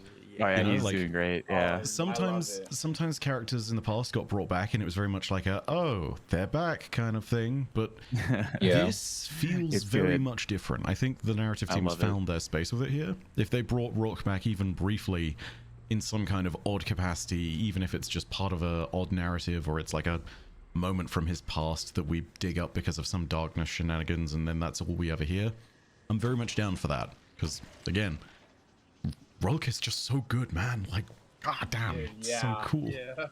This is awesome, dude. Like, actually. All I would right. love for him to come back and like succeed the witness. Oh, it's entirely, dude, it's entirely possible. If there's one person with enough power to do it, it's Rourke. You know? Sweet. I guess who's So doing I'm- what, basically? I'm diversifying the portfolio, and I'm not gonna use Lord of Wolves, even though I see like 4 people using it, and we're probably gonna. Well, I use it, or, like, saw people had it on. I was like, okay, I don't want to be the only Yeah, moron you, not with Lord of Wolves. you, Like, I Yukon guess we're and just gonna Yukon use this and guy in, like, Yukon Q4. and Yeah. Dabs. Yukon and Dabs have it on. Look, it's fine. I will You don't have random to dim about it. loadout right now if you say Okay, so. I don't know about that one. but, I will I put did on have, Strand Titan. I did I have will one hit the very, ground very rotation. quick, simple question, which I assume the answer is obvious, but like how you were mentioning how like caretaker is the one successful experimentation. I assume if you pull out your ghost and you look at the description of the encounter, that kind of has to like gives like a tiny little hint towards it. Mm-hmm. Yes, indeed. And also, this is a fun fact I didn't get to talk about, but I'm so glad you pointed that out. Rourke is hacking the ghost feed right now. Like, this is not the ghost giving us this description. This is Rourke, and he does it throughout every step of the raid, right?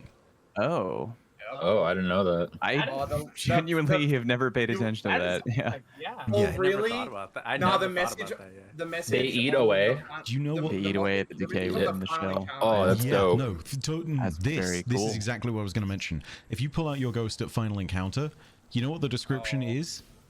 It just says drown, drown, drown, drown, drown, Oh, drown, yeah, drown. Round, yeah. Oh, yeah. yeah. Oh, Yeah. Yeah, that's a very Because the cool only idea. I other guess I the didn't only think other about that. power that's ever been enough to like take over our ghost has been the witness himself. No. Yeah, basically. Yes. I want to say I'd need to double check in like I don't remember. Beyond Light was a little weird. I think if I remember correctly, and So- same with like Shadowkeep. But kind of like that's very much the witness doing it in that moment, but I don't think it's yeah, I don't know when it comes to other things. The one that I'd really want to check is Ron, because if there is another entity with that much Nezzy, power, yeah, it's possible. But like the ghost feed is an underrated means by which storytelling happens. Like Act 1's final week, where Oryx comes along, if you pull out your ghost in those moments before you get to the Court of Oryx and see that conversation between the 3 siblings, you get a moment where the ghost is like in your feed and just the objective marker reads, "It can't be, ... Oh, I think I remember seeing that. Yeah. Yeah, there's some really cool shit they do with that, but it's very underappreciated and not as noticed as it could be. It's very subtle. Like I honestly had not noticed that, and I know they do a lot of things with ghosts, and I'm only discovering that recently. God, Yeah, man, it's- this game's lore. It's cool stuff, man. They put gems in here for people to find. You just need to look for them. And like credit where it's due. Like it's awesome that they go ahead and do this. And I mean, like being able to sit there and explain this to all of you and just see even the vague reaction, yeah, no, the entire thing just tells you so much about the appreciation that goes into all of this from the community's end when this stuff gets found. I mean, like, someone brought this up, but do you guys remember, like, the days before Ron, when they were kind of quietly teasing Nezarec within the city? Yep. Yeah. Oh, that was so cool. Shit like that is in the exact same vein of what I'm talking about here. It's just so cool. Just, the first time so running good. through Hypernet and like hearing his voice and just like the like confusion of everyone being like, And "Who the is fact that you could put on certain piece of exotics and get like different oh my god, dialogue. Yeah. 100%. Oh, Isn't dude, like- that was so cool. Isn't Nez like technically still with us? Yeah. Because there's a He might dude, there's be. a line in that raid. I'm pretty sure that like I forgot exactly what the line is, but like that's what it says. My something memory about will like never fade. I will be there in your Yes! quietest dreams. Something along the lines of when you kill him. That's when Yeah. you kill him. Yes, when you kill him, when he yes. dies. So here's the other thing He too. surely got a backup. Nezarec returns kind of in Revenant, for those who did not get to the end of that there. Like Mithrax was cursed the whole time. And it's also the case of if if Nezi is a god, particularly a final god of pain, and still has a cult of worshippers, it's possible that he's impossible to kill. Right? Like, it may be the case that the only way of actually killing Nezarec is to disband his following entirely and to make sure that no knowledge of him survives. Just Okay. food for thought, you know. This is the problem with fighting eldritch But then, gods. I was gonna say, but then where do we fit into that? You know? Mm-hmm, right? Yeah. This is not the first time this has happened either. The other being that I thought was incredibly powerful when it comes to raid stuff. Yeah, Riven. Part of the Riven that... part of the reason that Riven survives and talks to us in Shattered Throne is because she is partly bonded to us through our killing of her. You know, like when you finish the raid in Last Wish and you deposit the thing, after the Techians back out, Riven sits there and is like, God, I thought they'd never leave. I thought they'd never leave. Yeah, it's another nod to that idea. We've got a bunch of nonsense that's following us, you know, between what Nezarec and Riven and Parasite and Zol through Whisper of the Worm and potentially Oryx through Touch of Malice and Oryx through the Echo and just stuff generally. Just there's a lot of nonsense that we're holding in our vault or as baggage with our soul. So that's fun. Man, a Bifloor raid never fails to just enlighten you in a whole different way. Are we good to start? I do not know the rules of things. I call gaze and handling things. I figure we have the two people. Actually, Con, have you done solo caretaker? I've not yet. No, it's on the bucket list. In that case, I was gonna say maybe we have the two people who have soloed this encounter do Dude, the running. Bog's a noob, bro. Dude, this Nazi rock guy is so bad. I don't think. Dude, Alright, I don't well, wanna Bog hear, and bro. Dabs can run. Con, you wanna do caretaker gaze stuff with me? I And got then you. Bog and Bog. Bife and Fallout, you guys can split up and add clear again. Yep, 100% Sure, fine by why me. Put it far on ad clear again. That's crazy. Yeah, I didn't want to say it, but Look, he's all targeting I'm me. saying is, I was like totally ready for hypothetically, gaze. it might happen in all Crazy. 5 encounters. No, I'm kidding. Damn. Know what to do. I'm on ad clear. Exactly. Know what to do. Must have Gallarhorn. Let's go. Oh yeah. Alright, is everyone cool starting it now? Yep, let's do it. I think so. No, I'll go over here. I'll go over there. You stay over here. Sounds good.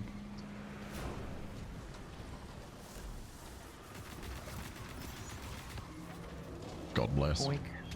I switched up weapons because someone mentioned Lord of Wolves. Killed one ad, got 2 special bricks, 2 heavy bricks. Hail. Huge. Game easy. Did Too you just easy. track? Yep. That was insane. Yeah, I Still was, issue, I by was the way, effectively, bro. I was effectively out of the door. Bro, every time he looks at me, why is he turning? I don't know. It's very interesting. Symbols are done. Symbols are done. Symbols are are ready done. for damage. Damn, that's fast. Then again, should I be surprised? It's you guys. Resuming. Just never remember who's here. Alright. When did you last do caretaker? We Bog? should probably just send on the first play, low key. Lord of Wolves. Is I broken think now. I think we have a little too much damage to not send on the first play. Yeah. All right. So I said we send it. Run it up. Let's go. Sure. Jesus Christ! Look at this nonsense, dude. Pumping. Yay. Oh yeah. Welcome to bad fan. Oh yeah. I think that's too phasable. Pretty I think it much. is. I'm If we get gonna We grab our did it. it over supers. half, bro. That's Mickey. I'm gonna grab ammo from here, but yeah, this should be fine. Doobie doo.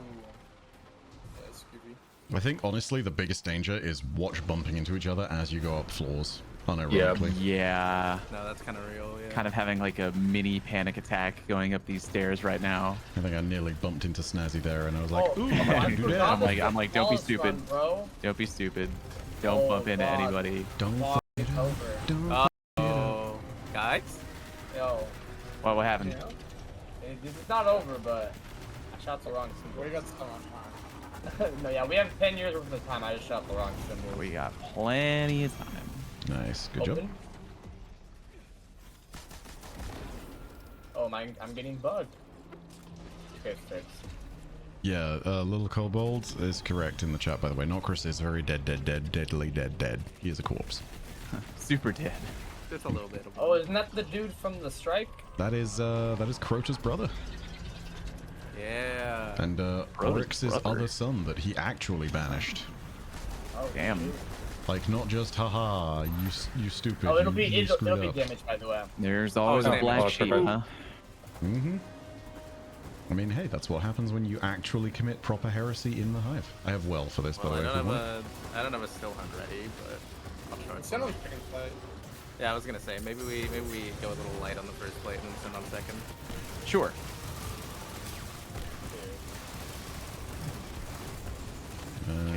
Maybe Oh. chill? Maybe chill? All right, leave it Yeah. at that. Leave it at that. I can rock And, Radiant. I do not have radiant. Oh, there you go. There you go. Lol. Tickle him. Big chaos. Reach Nice coming out chaos of the reach, Bog. Game's easy. Damn the shade. Nah, this guy with his grapple ascension, you gotta get real. The rest You of know us what? just You know Grappling. what? I'm not being doing as careful nothing as here I- out of Oh, the ordinary. nah, Dabs just go, what is that? Alright, so. Oh my god. Oh, right. Yeah. Yeah. I'm like, I'm ready to do the encounter. All right, we two floored it. Yeah. I cannot hit headshots on this guy for my life. Eh. Whoops. That's I'll just do that. I'll hit him with the old lightning surge. Yeah, Works that'll every show time. 'em. Yeah, I'll come Yeah, with it. that'll show him. I've literally got nothing. It's all you. I got Alright, this. somebody T crash him. Done. He. Oh, damage drop off is low now. Lol. Well done. Poor librarian. We just is killed there- a Is there helpful anything you wanted to librarian. show us on lower levels, by the way? Because we can go back. Yeah, we can. we can How we can- dare? No, I think we're all good for the most part. No glory. Oh, nice. But in Yay. service of an ailing enemy. Alright, jumping puzzle time. Anyone dies. You're a little silly. So I will go ahead and point one thing out here. Rolk talks about the Defiant being subjugated and basically making it seem as though it's all good. That is a reference all in itself, because his title and the enemy that was kind of spawned from him is Subjugator, right? That is a title that's originally given to him by the Worm Gods when he makes his quote-unquote offer to Zeta and essentially abducts her. As they rise out of the deep and as the Worm Gods see them leave, they don't name him Conqueror or Tyrant or anything. They call him Subjugator, and it's a title that he very much takes to. That is entirely him sitting there and not just accepting the title and all that it means, but also like the purpose behind it, you know? He sits there and sees himself as a subjugator of the Defiant, partially as a means of fulfilling the final shape. He sees himself as being worthy of all that, you know? It is a little bit crazy when you think about all of the nonsense behind it, because like this is a guy who pulled he pulled that bloody thing, which I can't see now because I've gone past it, but he pulled Zeta out of the oceans at the depths of a massive gas giant ocean. And then after all that was said and done, he was being called just this massive sorry, I thought Snazzy was about to die. Sorry. Bro, I'm just jumping, bro. I saw your jumps and I was like, I wasn't ready for you to have lion ramparts on with catapult, and I saw you go lower and I was like, Oh, oh my God. god, what the He was like, we're in trouble right now. Oof. Killing. Really, no one would die during the jumping puzzle, right? Really not. I'm second guessing everything. Yeah, no, he did. To return to it though, Rolk is a big deal when it comes to all of this, and his place as subjugator is well earned. He leans into it, and for good reason. Also, Jesus Christ, this is one of those moments of I've never been more scared. I know, doing a jumping dude. I'm puzzle. like freaking out. I've done this raid a bunch. It's just like, okay, every jump one at a time. Dude, you just remember, bro, this is my first false vow. Don't mess it up, man. Damn. You know, I'm realizing Icarus Dash and Heat Rise is kind of the aspects I should be using, as opposed to literally not that. Oh, Change the that real wall. quick. Oh, the symbol wall. What is that? Yeah. So I was gonna ask this earlier. Is there significance Oh, yeah. to the mural that you pointed out to us, like the mural of like Lubre? Lubre? Not Is there- significant to that, but very significant to stuff that goes on later, right? I think that this is a. I'll get to it first and focus on the question Oh, when I'm not sorry. fighting for my life. Yeah, I'm coming back and clearing some ads. Ooh, nope, it's not the ads. I was just making sure I didn't frickin' die. You know, that would have been. That would have been Also real bad. very Oh, man. valuable, valiant objective. Would If- not if there's have. significance- that mural being in the give room or no? Is that doesn't matter at all? So this may be just an idea of a prophecy that Rolk is giving, but there is a full set of everything that lines up with this. I'm sure you know, because I mean, Luna, she called it the prophecy wall and the prophecy room, and that is very much correct. This is what it is referred to. I can't remember the exact thing, but I'm going to look it up right now because it should be here in my notes somewhere. So I'll just be one sec. But yeah, for those who do not know, it is very much a thing that this spells out an entire sequence of events. Here's the picture. Let me go ahead and just link this to you all as well, because yeah, this is something taken from Reddit on the Game Theorists side of things, where they've filled things in. I'll also see about throwing this in the Twitch chat, well, not Twitch chat, excuse me, the YouTube chat for everybody. Also, am I the only one who didn't remember that until this run, that the when you go to do like the red box rooms, they look the exact same as the worm rooms in Sundered? Oh, yep, it's all part of the same pyramid. Which, there's lore on that too, by the way, but I'll get to that at some point as well. Not the rooms, but the pyramid itself. Short version, it's alive. Oh. Yeah, this whole thing is alive. Oh. Eh? Oh, okay. Yeah. Lamau, thank you, Ares. Do indeed pass it on to the non-existent Twitch chat. I'm not live on Twitch. I need to get back on my Twitch game. So basically, the symbols that show up on this are Hive, Scorn, Love, Darkness, Worship, Witness. That's the top row. Second row is Pyramid, Fleet, Enter, Earth, Stop, Guardian. Witness, Commune, Traveler, Drink, Light. Witness, Kill, and then this final symbol never gets revealed, right? This is basically trying to tell everyone the plot and story of what happens within Lightfall and the final shape. Right? So, let's take a look at all of these going forward. The Hive and the Scorn. Love, Darkness, and Worship the Witness. All of that is just contextually, factually true information, right? The Pyramid Fleet enters Earth, stops the Guardian. That's the plot of Lightfall, basically. Right? They get to Earth, they have the massive battle in orbit with the Traveler, the fleet pacifies the Traveler, and then the Witness is able to enter it, which leads us on to the next line. The Witness communes with the Traveler and drinks the light. This is very much its means of creating the final shape. It combines its darkness from the Veil, which it learns of by basically becoming the Witness and combining itself through that process, and it then uses that in combination with the Traveler's light, and it creates the final shape, which is this stillness, this ultimate stillness that the universe will be locked in forever, right? Then the final line, Witness, Kill, and then nothing. There's a few ways you can interpret this. One is that Bungie is deliberately leaving this open-ended in this moment, back in Witch Queen, because it's one of those moments of they want everyone to sort of be held in suspense, right? When it comes to it, however, you could also see that as just a pure interpretation of the final shape, because the final shape is meant to be an answer to entropy, the eventual, like, heat death of the universe, nothingness, the idea of a pointless cycle.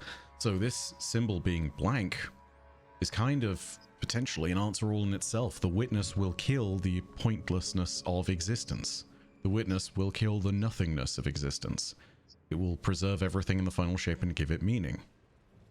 All of this is being told to us and given to us by Rulk, partly as, I think, a prophecy of what's going to go down, and partly as a way of Rulk basically letting us know, like, you guys can't stop this. You know, you just got to sort of sit and wait and let this pan out. It's not clear if this was all done with the plan of what would happen in the final shape in mind, or whether that was still developing at the time. All you can tell is that everything on this wall, for the most part, panned out, with these last 3 symbols still being a question mark. Because yeah, everything did happen. The Hive and Scorn did love darkness, and they do worship the Witness, or did worship the Witness. The Pyramid Fleet did indeed arrive at Earth, and they did stop the Guardian, that was Lightfall, and then the Witness did commune with the Traveler and did drink the light. So yeah, this is the prophecy wall. And So how does it work? Is there a different symbol each day or something? Like I have enter right now, but how does that work? I believe it's instance specific, but basically a bunch of people gathered it from across various different Vow runs, and they created the complete wall. To this day, I don't think anyone has found this symbol. If they had, I'm pretty sure I would have seen it at this point, but it's been 3-4 years, so yeah. Not even Dr. Scarrow? Not even good Dr. Scarrow has discovered this prescription. I've heard the take that the prophecy remains incomplete because of the witness's death. And that's why, like, there is no final symbol, because, like, the prophecy failed in that final line. Ooh, also Because fun interpretation. Some discussion. I was having a discussion. You know who I was talking with, I think. But there was like talk about like Guardians being paracausal and all, and the witness's death being so like imperceivable to Rulk and like the scribes that the prophecy was just never finished because with the witness's death, like everything was so thrown off of the plan, Right. including Rulk's own death. But you know. Yes. It's entirely possible. There's many different ways you can interpret this, but I think that's also as God, I'm struggling with her name right now. God, Moonvald, there we go. Yeah, as Moonvald would put it, the entire point of prophecy is also interpretation by the individual, right? Like, it's very much something that matters according to their own individual perspective. And like, this could be something that Rulk is telling us, but we're also interpreting it in our own way. So like, perspective colors the entire thing.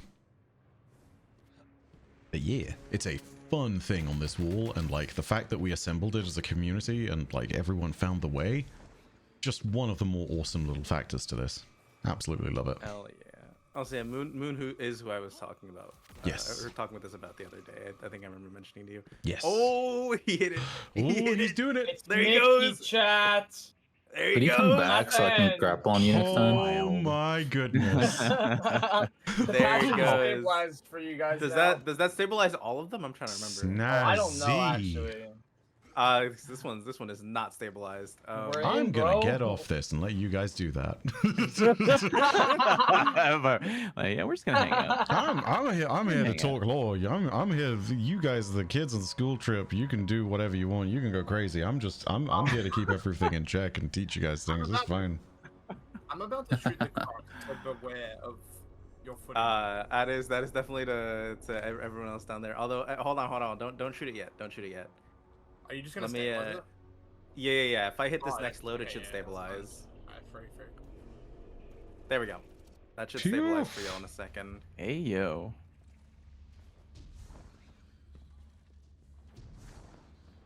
Moment of intense concentration. I don't even know how you do that, John, without a sword.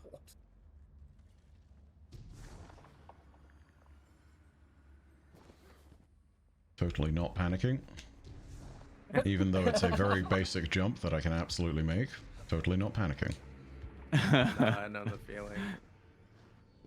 So Bog, how's it gonna feel if one day they make you canon as the sole guardian who soloed the witness, the number one, the first? Dude, they already did, bro. They They did? replied to my YouTube video. Okay, that's fair. So, whilst some things are not that- canon, there are a that few canon things that still? absolutely do get canonized, and I'm a big believer in the Bagel 4K canonization of the solo Shattered Throne.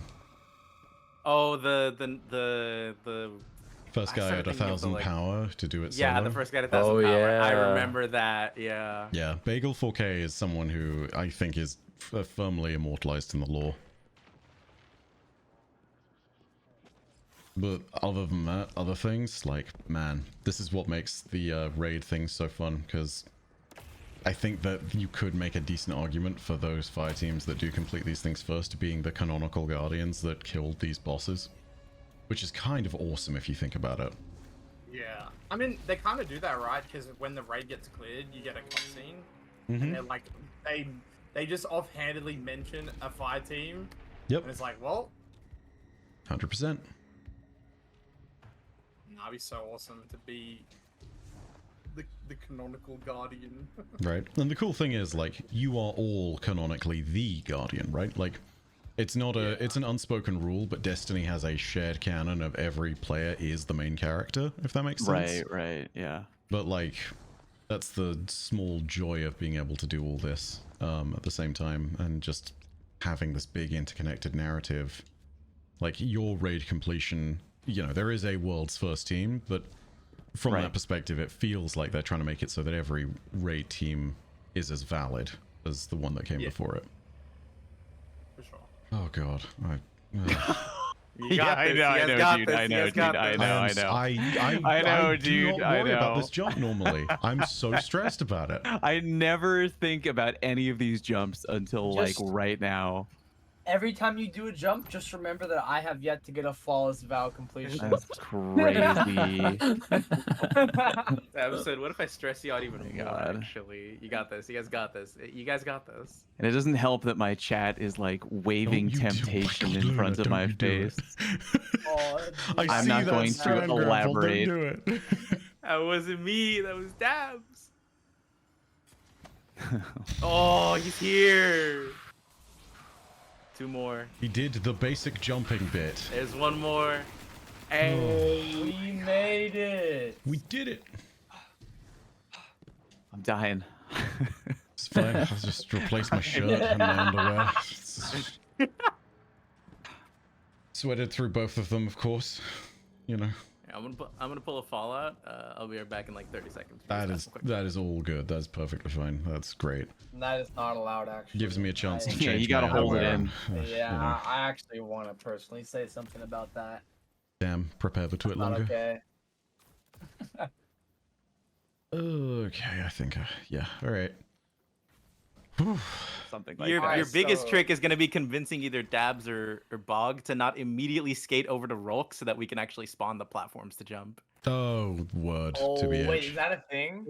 If you just Whoa, run to whoa, Rolk, whoa, if you hold just on, run to hold Rolk, on. we all if you just run to Rolk, we all have to basically either skate or grapple, or eager around. Alrighty, I'll wait for you guys to spawn the platforms, then I'll hit my Illumina Yeah. grapple.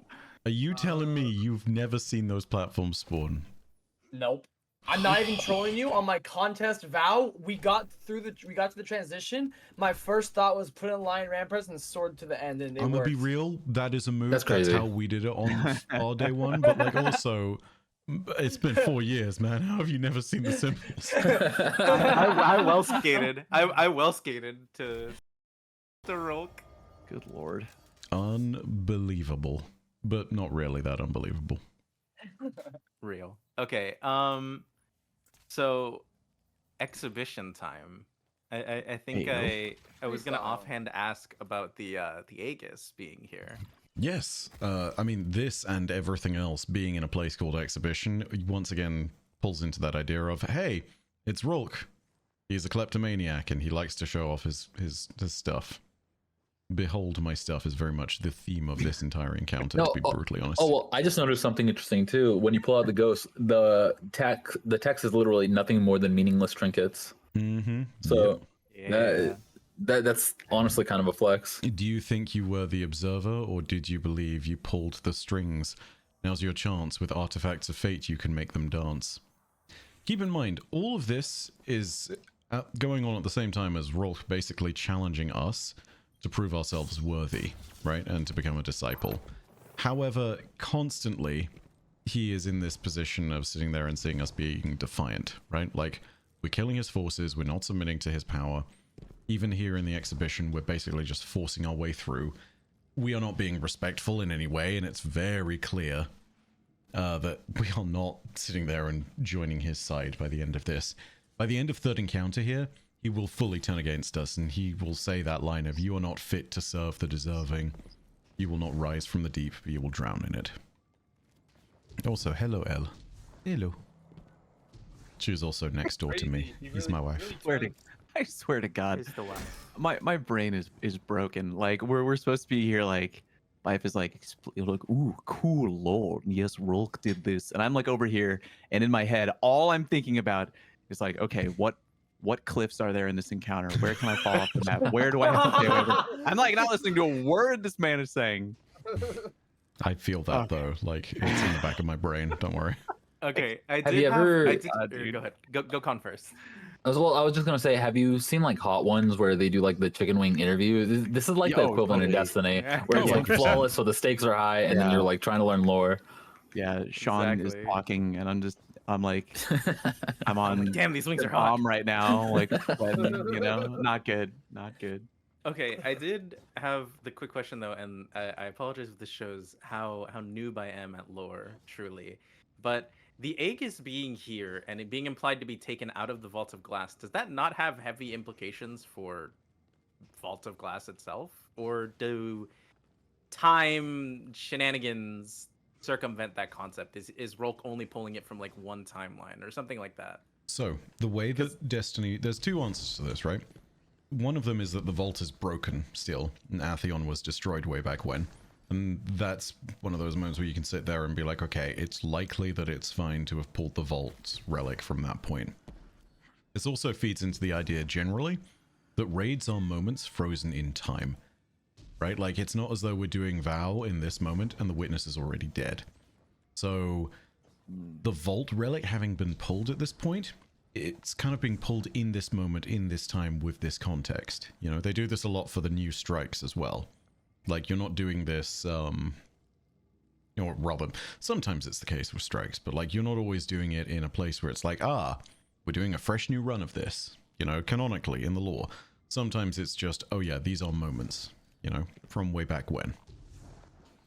Hopefully that answers your question. It doesn't, if it's more to do with like the way that the relic interacts with the vault, no, it shouldn't screw around with it. The vault is very broken now. We have, even since back in the Taken King, we have firmly destroyed part of the Hazen Collective's control.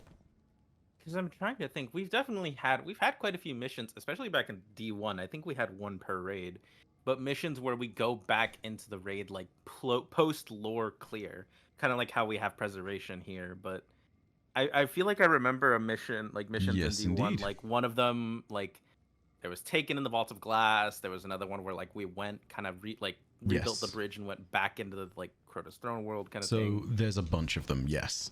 For the Vault of Glass specifically, there is one that happens within the House of Wolves, where Skolas enters and tries to basically kind of abduct Oracle technology so that he can use it as a weapon. And just generally, he gets some control over Vextech and is able to teleport the House of Wolves using Vextech. There's also the Taken King, where you have the Praedith mission, where you literally go down into the Vault of Glass and you pursue the Taken who are invading it, but the Vex basically let you in at that moment in time, and they lure you in using a signal of Praedith that they allow to escape the vault very briefly. But there is no, as best I can remember, there are no relics in any iterations of those missions. Yeah. Wasn't I there guess- also one of those in D2 as well with Osiris, where you go back to the vault? Are you thinking the one where we go to Praedyth's tomb? That was in the Infinite. That's in the Infinite Forest, and it's not Praedyth's tomb, it's Saint's tomb. Oh, right, it is Saints. My bad. Yeah. But no, none of that is technically in the Vault of Glass, if that makes sense. So the way that the Vault of Glass in particular is a really kind of screwed up dimension, if I'm going to use that term a little lightly and bluntly. The Vex within the Vault have basically created a break in the fabric of time in that location. Right? Hence why they have control over it, and in that particular place, if you interact with it, there the Vex can expunge you from timelines. As for the rest of it, though, I mean, the Infinite Forest is underneath Mercury's surface, and it is a simulation engine that is built into the core of the planet that gets hollowed out by the Vex whenever they infect it too much. Like, Mercury as a true planet is dead. It is a Vex calculation engine, and that is what the Infinite Forest is. Okay. Vex lore gets very complex, I won't lie. It's very... I was gonna say, you lost me when you said Vex. We've Yeah, lost the plot, Your Honor. Nah, I mean, look, listen, the Vex lore consistently deals with the paradoxical nature of timelines and how all of this interacts with each other, and it's just... I mean, it's really tough to wrap your head around some of it. Like, here's my favorite example, right? A single Vex Goblin simulates a team of Ishtar Collective researchers. This includes Myas and Daresh, for those of you who went and saw anything to do with the Echoes episode. They simulated 217 or 200 and... I can't remember the exact number. It's something like close to 200 perfect copies of Myas and Daresh and her team. And all of those copies were identical because it's a perfect Vex simulation. And those copies then got recovered by Rasputin and more of the real Ishtar team, as opposed to the copied variants of them. And those variants then got released into the Vex network to explore it.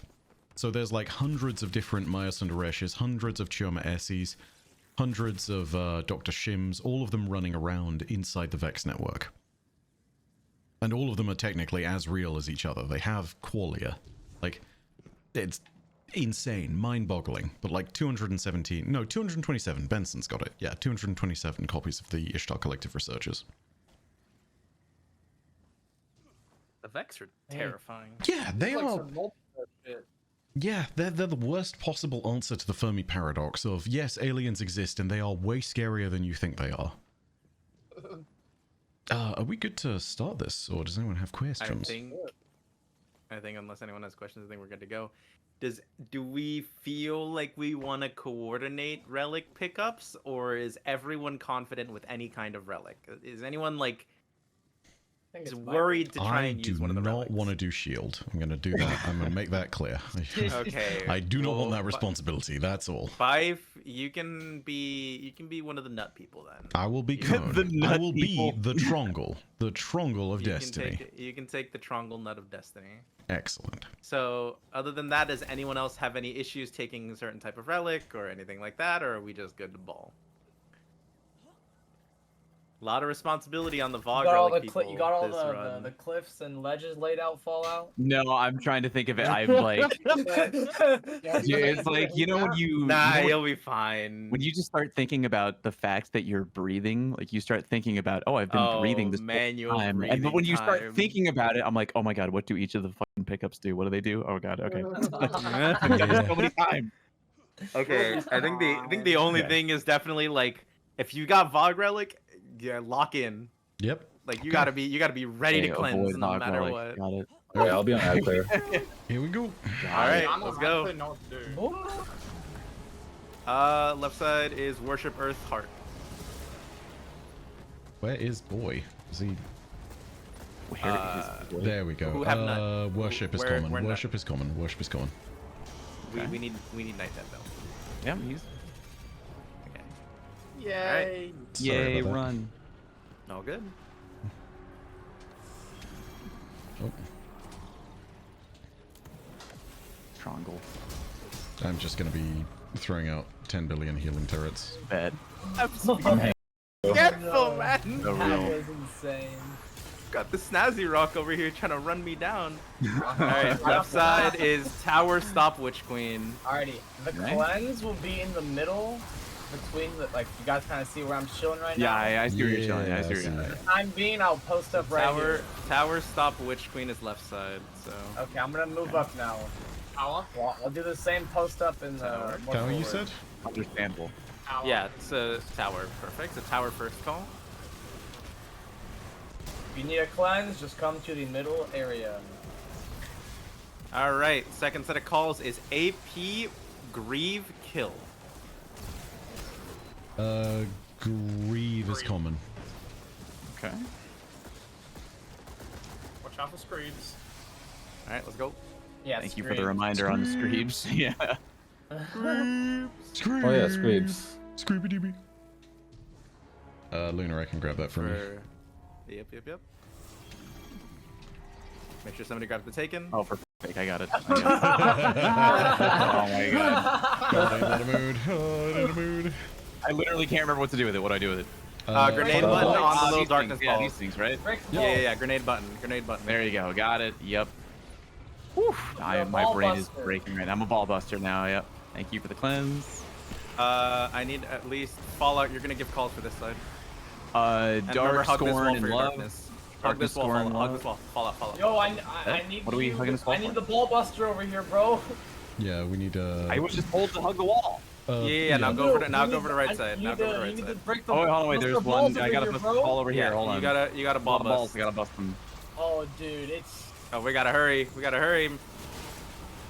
You fucking told me to hug the wall. I need a relic call on left side. Just like bog. Oh, There you Darkness, Busted. Scorn, Love on left side.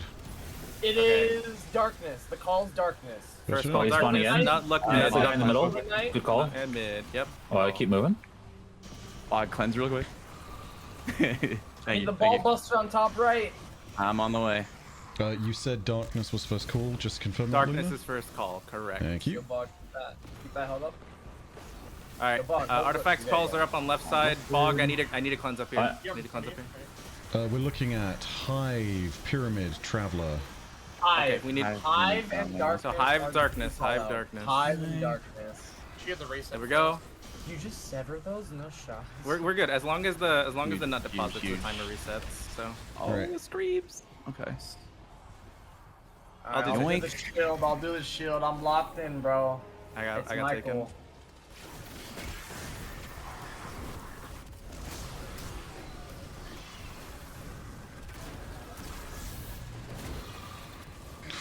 Hell, Luna. You're giving me a heart attack there.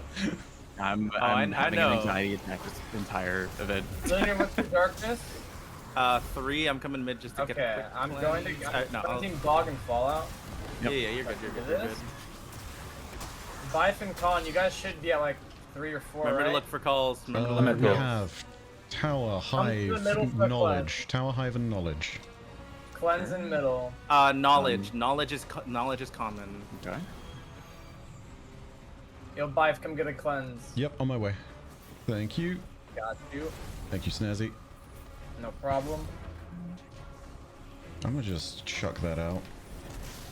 I'm gonna just chuck that out there. I'm honestly, you guys can do this. I'm just gonna chill in the middle. Yeah. and Hold the keep cleanse. Hold up. the cleanse. Sure. Yeah, I'm at 4. Yeah, come back to middle, Con. Just make sure you get your cleanse. All right. Calls. Oh wait, other glyph keeper's coming up now. But Grief. Worship Call love, again? grief. worship love grief. Okay. Oh my god. Okay. Make sure to get that knife down. Love. Yeah. Knowledge, love. Knowledge, love are common. 2 calls. Knowledge, love, common. Dead. All right. Watch the Alright, screens. we do. Look at that. Oh my god. Clean so as hell. Mickey, Well this done, everybody. Counter is, Oh, good dude. lord. My hands are so sweaty right now, bro. Somebody say I his helped. hands are numb. But are Hands are thou numb. weak, So weak sweaty. and Oh my arms heavy? god. Are thou wee sneak? Yes, indeed. That's totally how that goes. Wee sneak. Goodness. Never mind. Weezneek, yes. Arms are heavy. Arms heavy. Vomit on the sweater already. Mom's spaghetti. Happens to be mom spaghetti. You Also, again, Mom's that spaghetti. wait for the platforms before you run Oh, off. dude, good comms, good comms. Yeah, Wait, hold on, wait, yeah, I was we're about to doing go. that thing where we just start sprinting again. Is Oh, is yeah, there yeah, anything to we're- No, comment on? Oh, yeah. Lore. Lore. No crazy lore at this moment, just what Rulk is saying, basically. Where he's saying the upended will do its thing, it will serve its purpose. And then this moment is here. Yeah, you are not fit to serve the deserving. You will not rise from the deep, but drown. Man, he really turned on us quick. That's Hey, he crazy. sounds pissed now. Because he invites us in, you know? He sits there and it gives us the invitation of rise from the deep or drown in it to start off with, because he sees that we could be worthy. He sits there and sees that the witness believes we could potentially work with it still. And he's kind of doing his thing, and he's saying like, hey, you know, all right, I'll invite you in and we'll see what happens here. And at every turn, we basically just start to screw up his plans, you know? Yeah, at this point in time, he's basically like, all right, I'm done. I screw this. You guys get no cake. Like, get out of here. Yep. No cake. He did tell us not to disrupt the caretaker, and I think he may have disrupted. Just a little bit. Yeah, he's probably mad about that. Just like a little disruption. As a treat. Yeah, You know? you know. Oh, put up the ghost now, so the apocalypse is on your horizon. Yeah. Oh, shoot, The man. end is near by your own hand, children. Come sit beside me before you drown. I love Oh yeah. If it wasn't clear enough that he's hacked the ghost, it definitely sure is now. Mm-hmm. Oh, nah, the drown. I remember that on day one, like, I actually freaked out when I saw that. All right, everyone, come sit down here. Make sure that the door is open. Bro, is this how you're normally supposed to go? Like, Yep. Yes, you're supposed Yeah. to clear ads until these pop up, and then once everyone is standing on these platforms, you'll see it in a second once Pipe lands. If you look over here, Ta-da! Deb, the door's open. And we can go up on either Now side. Around. So And now, now you can just I- go now- up around the side. Now can I Yeah, live this is like the Now this you is the can move new the grapple throwaway. if you want to, but yeah. Do I note missed, really quickly, bro. when we kill all the shadow thralls, you can see, this is what I was talking about, the mural is up here too. yeah, the mural is the yeah, mural. right, right. Yeah, like half on Oh, each that's side. so cool. But yeah, Oh, that's awesome. you can see it in much greater depth. All right, I am playing nice no more. I'm putting on Lord of Wolves. Yep. And do note the description as well. The upended is alive. You have no more tasks ahead. Lie down and embrace the darkness beyond your final days. Which is very reminiscent, not reminiscent, but you know, it's a call to what Rulk actually says when this encounter begins, and he has the most baller ass intro of any raid boss in the entire game. That's very reminiscent D2. It's so good. Shut up. Dude, who is that guy? Okay, so we're cooking. I don't really think we need to get too into anything here. Is there anyone who's not confident with like doing all like the splitting and all that? If it's okay, do you mind if I do calls instead of splitting? Sure. I mean, yeah, I say calls. Throw me on anything that is not splitting, because I would rather not f around with everything, if that's okay. You guys are the Okay, that's pros. fine. I'm not going to challenge any of that. Consecration. Oh, it's so tempting to put Fallout on ad clear just to keep Just my once trend again, you going. guys- Just do it. I'm so mentally. I'm like my chat is wilding right now, dude. Are they fucking trying to bribe you? I feel wilding like right now. we should put Fallout on the most tense thing ever. I am being told. Sorry, Yeah, I'm being no. told. I'm being ratted out Hey, to that hey, Fallout has hey, a bounty hey. of some pretty high fucking number, dude. You bro. You're splitting that with me. It's not happening. Really Okay. quickly, I don't know if this is at all necessary, considering that we're doing Lord of Wolves on things, but would people like me to run a div? That Oh, would be fire. That would actually, be if you fire, want yeah, because hitting Give it all up. Christian Lord of Wolves Okay, is gonna go. are we looking for are we looking for like a 2-phase to guarantee final stand, or Dude, do we you're think we're gonna have one-phasing, enough? Dude, this gun we is think gonna we- fry. Do we think we have enough ammo? Yes, easily, bro. Easily. Okay, I'll- I trust. I am trusting So- you I'm gonna with be that. real. We will have enough ammo. If we try for the 1 phase, that's fine by me. But if we do want to go for the 2 and just be safe with it and like change that on the fly just according, call that's it fine. as we're damaging. Yeah. Yeah. Whoa, I think whoa. that'll be the biggest thing. Yep, 100%. Let's That do looks that. awfully sus, Mr. Fallout. No, I'm checking the drip. That does look a little sus. Drip. That does look a little No, no, sus. no, no. Okay. Actually, I quick don't feel question. safe Should here. do we want a tether then, or do you want me to have Goldie and then save that for final? I'd say save a burst, super or two for final. Yeah, that's probably the right call. Well, Although, I'd shouldn't save- it- save- I mean, what about Crash? I Yeah, was gonna say save Crash. save tether or save Celestial. You think? Someone save Crash, and then you can I'll just use have tether. Crash. I'll save a Crash. I will say the only one thing that I'm actually concerned about, just keep an eye on your pervasive darkness, because flawless runs end when at final stand people don't notice their if thing people go die up. to Get to 10. pervasive, if Yeah. people die to Yeah, pervasive, just- oh. Yeah. Word. That's the only thing that I Do say not we watch out for. Do not get hit. Do not get hit. Yeah. Yeah, that's gonna be the big thing. We have 2 wells and we have a div. We should be okay. Just like keep an eye out for yourself. Like just play Must it be slow during very, damage very if you careful. need to. Don't. Yeah. Okay. Do not fall to Um, the thing of well, fuck around Just and find remember, out. guys, I have yet to get a false vow. Yeah. So. Guys, I don't think he's gonna fall as well for. Okay. I had Now a quick I don't question. want to die. I had a kinda I had a I quick don't question. wanna by the die. way. No. Did anyone Mr. else Fi- get that? Mr. Luna, Fi, what if I is your, did have Luna, what is your question? Hit me with it. Okay, so Rolk is in like, what is going on there? He's in like a cocoon. Is this his sleeping bag? Like, I'm trying to like, Sleeping what's bag. going on with Yeah. Mr. Rolk up Yeah, there? doesn't I he never spawn understood upside that. down? Yes, he He's just does. Australian. And I literally have no. He's just Australian. Bog, my man. That's funny. Bog. Oh, yeah, he is indeed. Never change, Bog. No, that's the law now. He's Aussie. He's big Aussie vibes right now. Just an Aussie. He's a bloke. Yeah, dude. I'll be completely real when it comes down to it. No clue what's going on there. It's entirely possible this is just him chilling and using this to interface with the pyramid, because here's a fun thing we never got around to talking about. Yeah, pyramid is alive, and Rolk is basically controlling the entire thing. He is the pilot of this damn thing.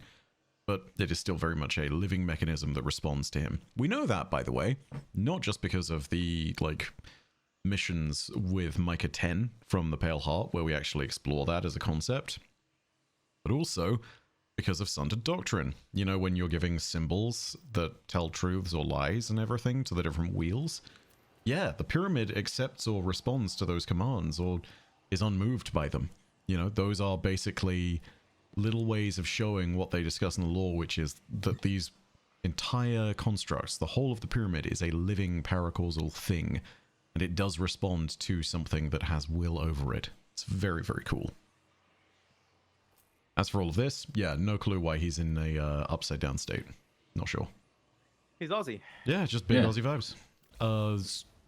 Yeah, I wish there was more lore to it, but do you really need more lore? I think we're all good on that front. You know? I think I agree. Yeah. Okay. But for real, if there are other questions, this is a it's- great time. So go for it. Well, I was gonna say. this is similar to.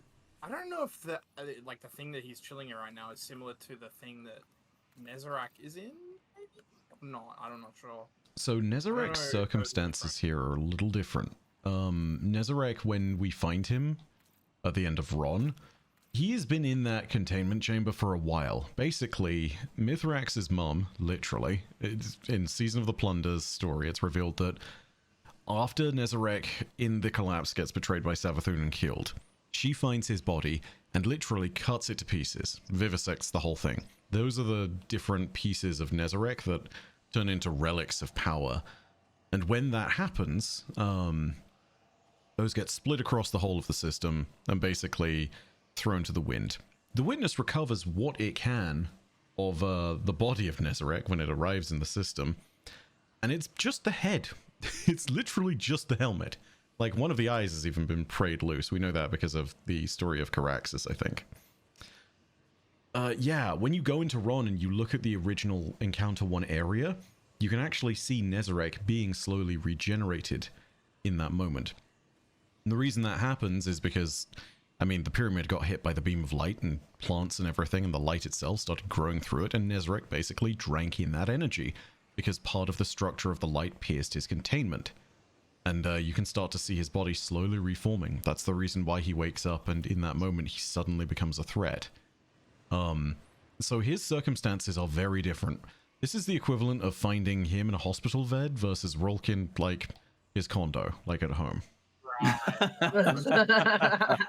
Got it. That is Got a great it. comparison. Like, Yeah. at this moment in time, Rolk is sitting there and just being like, hey, welcome to the bedroom. Meanwhile, Nezarek is sending that picture from the hospital bed being like, I lived, bitch. So they're both beds, but yeah, very different. Makes sense when you put it like that. Yeah. Yeah, Yeah, that's the best analogy I could probably give it to you for. Whew. Okay, the only other question that I have, and I'm sure there's probably like a very, very obvious answer, but like every time we kill one of these guys, they turn into trees. I've never understood why. I'll be That's completely a honest. great question. I don't understand why entirely either. Like, it's just one of the aesthetic things that happens with the Witness's servants in particular. Doesn't happen to the Taken, doesn't happen to the Hive, doesn't happen to the Scorn, but all of the members of the Dread, they all do that, and it's not entirely clear why. Like, it could be Because, something like- to do with the Witness's power specifically coursing through them and the way that it created or influenced them, but it's never been explained, and I'd love to know Okay. more about why. Because when I forget what time it was like when the Traveler hit the pyramid with the light, there was a lot of like greenery. Like that's like the whole Root of Nightmares thing, right? Like a lot of plant type stuff developed. So I thought there was some kind of like correlation, but I guess if we don't know, then maybe it's not related at all. Maybe, maybe not. It could also be the case that, like, you see these structures on the side here, which are all, like, light lines trailing Yeah. through. Yeah. Yeah, it's entirely possible that this is kind of related to that. Like, it's the idea of this kind of thing that then pours out in these lines and roots from people. Could be something similar, but again, these are guesses. I believe that someone on the narrative team talked about what this structure and these shapes are, by the way. It was a response to, I don't remember who on Blue Sky or Twitter or something, but yeah, they described this pattern specifically and what it was from the art team. Now, all I can tell you is that it's not what I thought it was, which was a stigma of the Witness as is found in the Pale Heart. But yeah, no, it's tons of questions about that, but unfortunately no answers. Well, I'm glad that I'm just as clueless Yeah. as everybody else.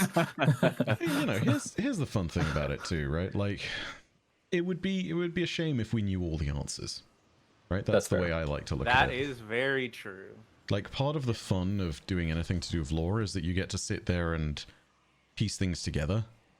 And it's basically at this moment when you get to sort of acknowledge that, like, part of the fun is not knowing, right? And then when something new does come along and does get discovered, it adds to your, like, foundational knowledge of it. You get to take a look at it. You get to reevaluate, but, you know, you should never... True power is leaving something on the table. You know what I mean?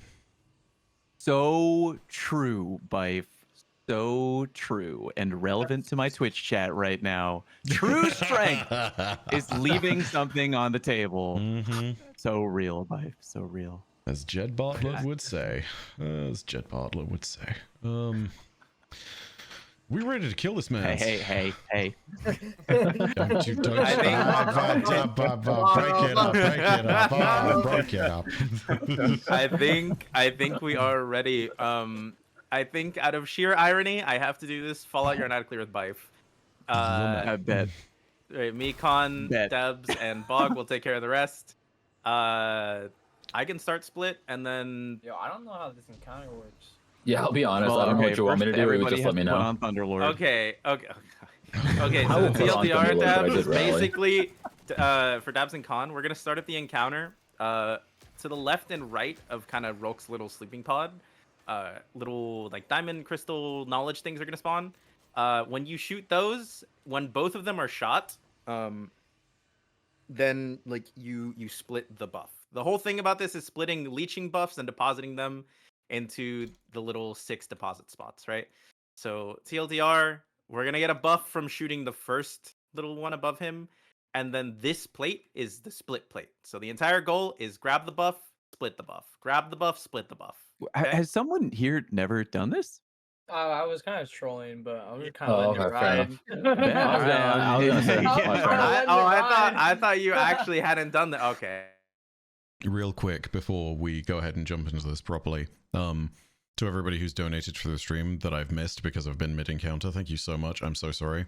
I will see if I can find a way to catch up on that in the YouTube notes on the thing. But yeah, thank you so much. It's been a great stream. Let's Okay, well- check those buffs before we done, because if you Lunar- go wrong, it's over. Yeah, I was gonna say, let's. Okay, I will say this. I'll shoot the left, and the left is gonna be the second dunk. Is that cool? That works. So left will be dunkers, right will be splitters. Yeah.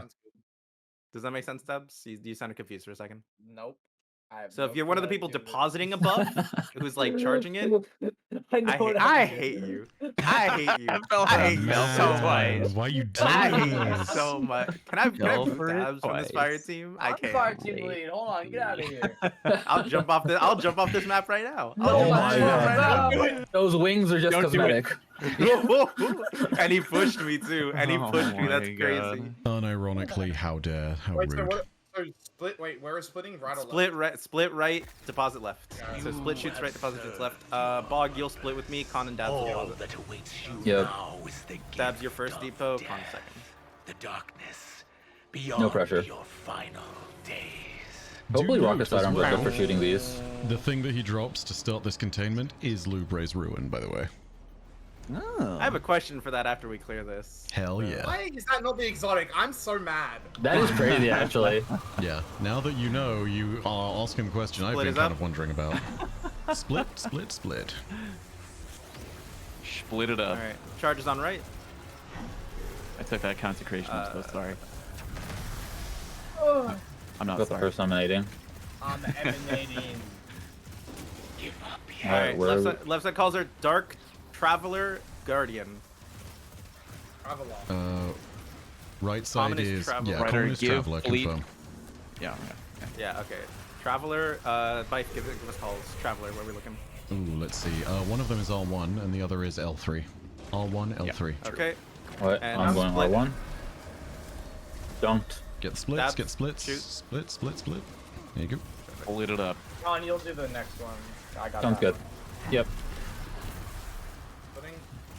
Careful with that. Still, We're we're doing the thing where rocket we keep side on the there. You gotta the get call rid outs, of it. right? Yeah. Yeah. It's Traveler next L2 to us. and it's L2 R2 by the way. Yes, I L2, got Alright, R2. I'll get L2. Yeah. Sorry about that. And- That should have been me. That's Okay. fine. Split us up. Thank you for jumping in on that follow-up. You just stand there and look pretty, buddy. All right. this The is two people who have buff bad. just charge. The two people who have Bog. buff just charge. Yeah. Vlog, this is you and me. It's Uh, just flat. Yeah. Charge on R3, left. Charge R3. on left. Charge on left. Okay, I got R3. L3. R3. You said. Yeah, Uh, L3 R3, 2 3s, yeah. Yep, the two both threes, threes. confirm. Take your time.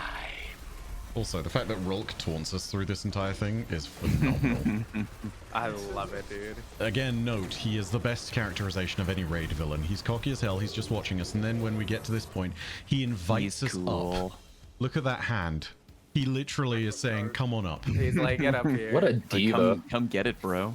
All right, Bife, if you want to give us, if you want to like I'll make sure show him to keep his an eye out for buff. calls for this 100%. time. I'm on it. Hey, calm down. Oh my god. I missed when that would one shot First you. call. First one is First call. Darkness. Darkness is first. Darkness is So that's R2. R2. Watch the charge. Mm-hmm. Second Alright. one is Pyramid. That is Pyramid. L2. L2. Oh, no, you don't. I see you walking in my direction. Charge coming in. Okay, Next third call. one is Light. That is R1. R1. One. Let's go, Rolk. Let's go, big boy.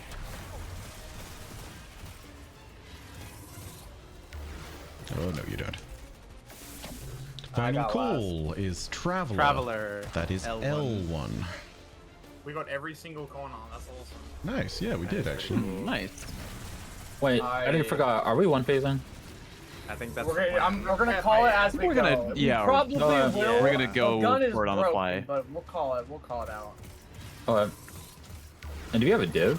To make Yes, that's me. the Bypass thing easier? bypass Oh, okay. move, yeah, bypass. Yeah. Oh, baby. Oh, Yeah. baby. Again, careful with acquiring darkness during the encounter if we do send the final. Well on Let's me. I can get div. Div is up. Oh yeah, G, we're one Dashing. phasing. Oh We're my one god. phasing. We're one phasing. He's moving. Watch out for Do darkness. watch Pervading Darkness. Yep. Yeah, I'm letting mine cool down. Con, save your crash. I'll save mine too. It'll be so funny. We need sandwich for yeah. gold. Watch the Sounds good. charge. Watch Careful the with beams. darkness. Yep. Hey, don't shove me. And Show me final the stand. ammo. There you Hold go. on, back up. And damage right now. Crash, he's dead. GG. Let's go. Just the best. Oh, look at that. Holy Temptation. moly. How As they tempting say, was it? How don't tempting get were those? cocky, What was, kid. I'm sorry. I was told Fallout had 150 subs offered up to sack. That's crazy. I would have done it for one. Maybe two. Honestly, And I was off the map, bro. I was gonna say, yeah, I was like, I could. I'd do 3 prime subs easy. I'm 10 gifted, I'm off the map, bro. I'm off the map. yesterday. I'm ratting him out. Iron prime, got three prime. Iron got timed out in Fallouts, and he came into mine and offered 25. That's crazy. I wondered if you would go into your chat. You went to the wrong chat.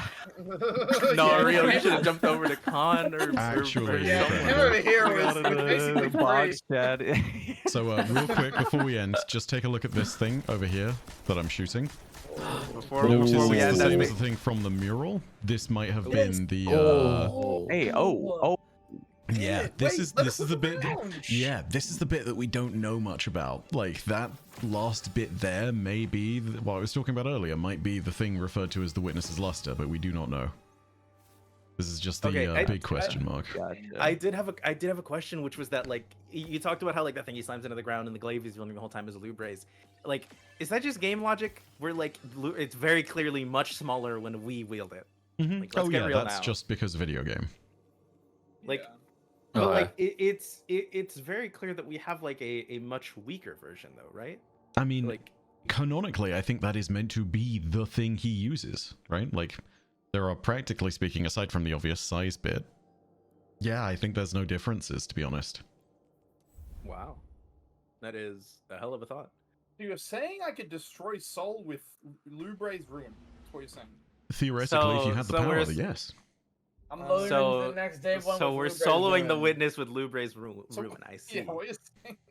So here's the other bit to it, right? It's not a process that involves the glaive alone, right? It uses 3 components as best I can remember, which is Lubraze Ruin, a Sephiric Converter which pulls energy from the sun, the blue sun which Rolk ends up destroying. This is kind of how it even connects to that sun, and also the power of the Witness's Luster, whatever that ends up being. With those 3 elements combined, Rolk was able to crack the planets and crack the sun. If we do want to go ahead and just... This is very much a up to you guys kind of thing.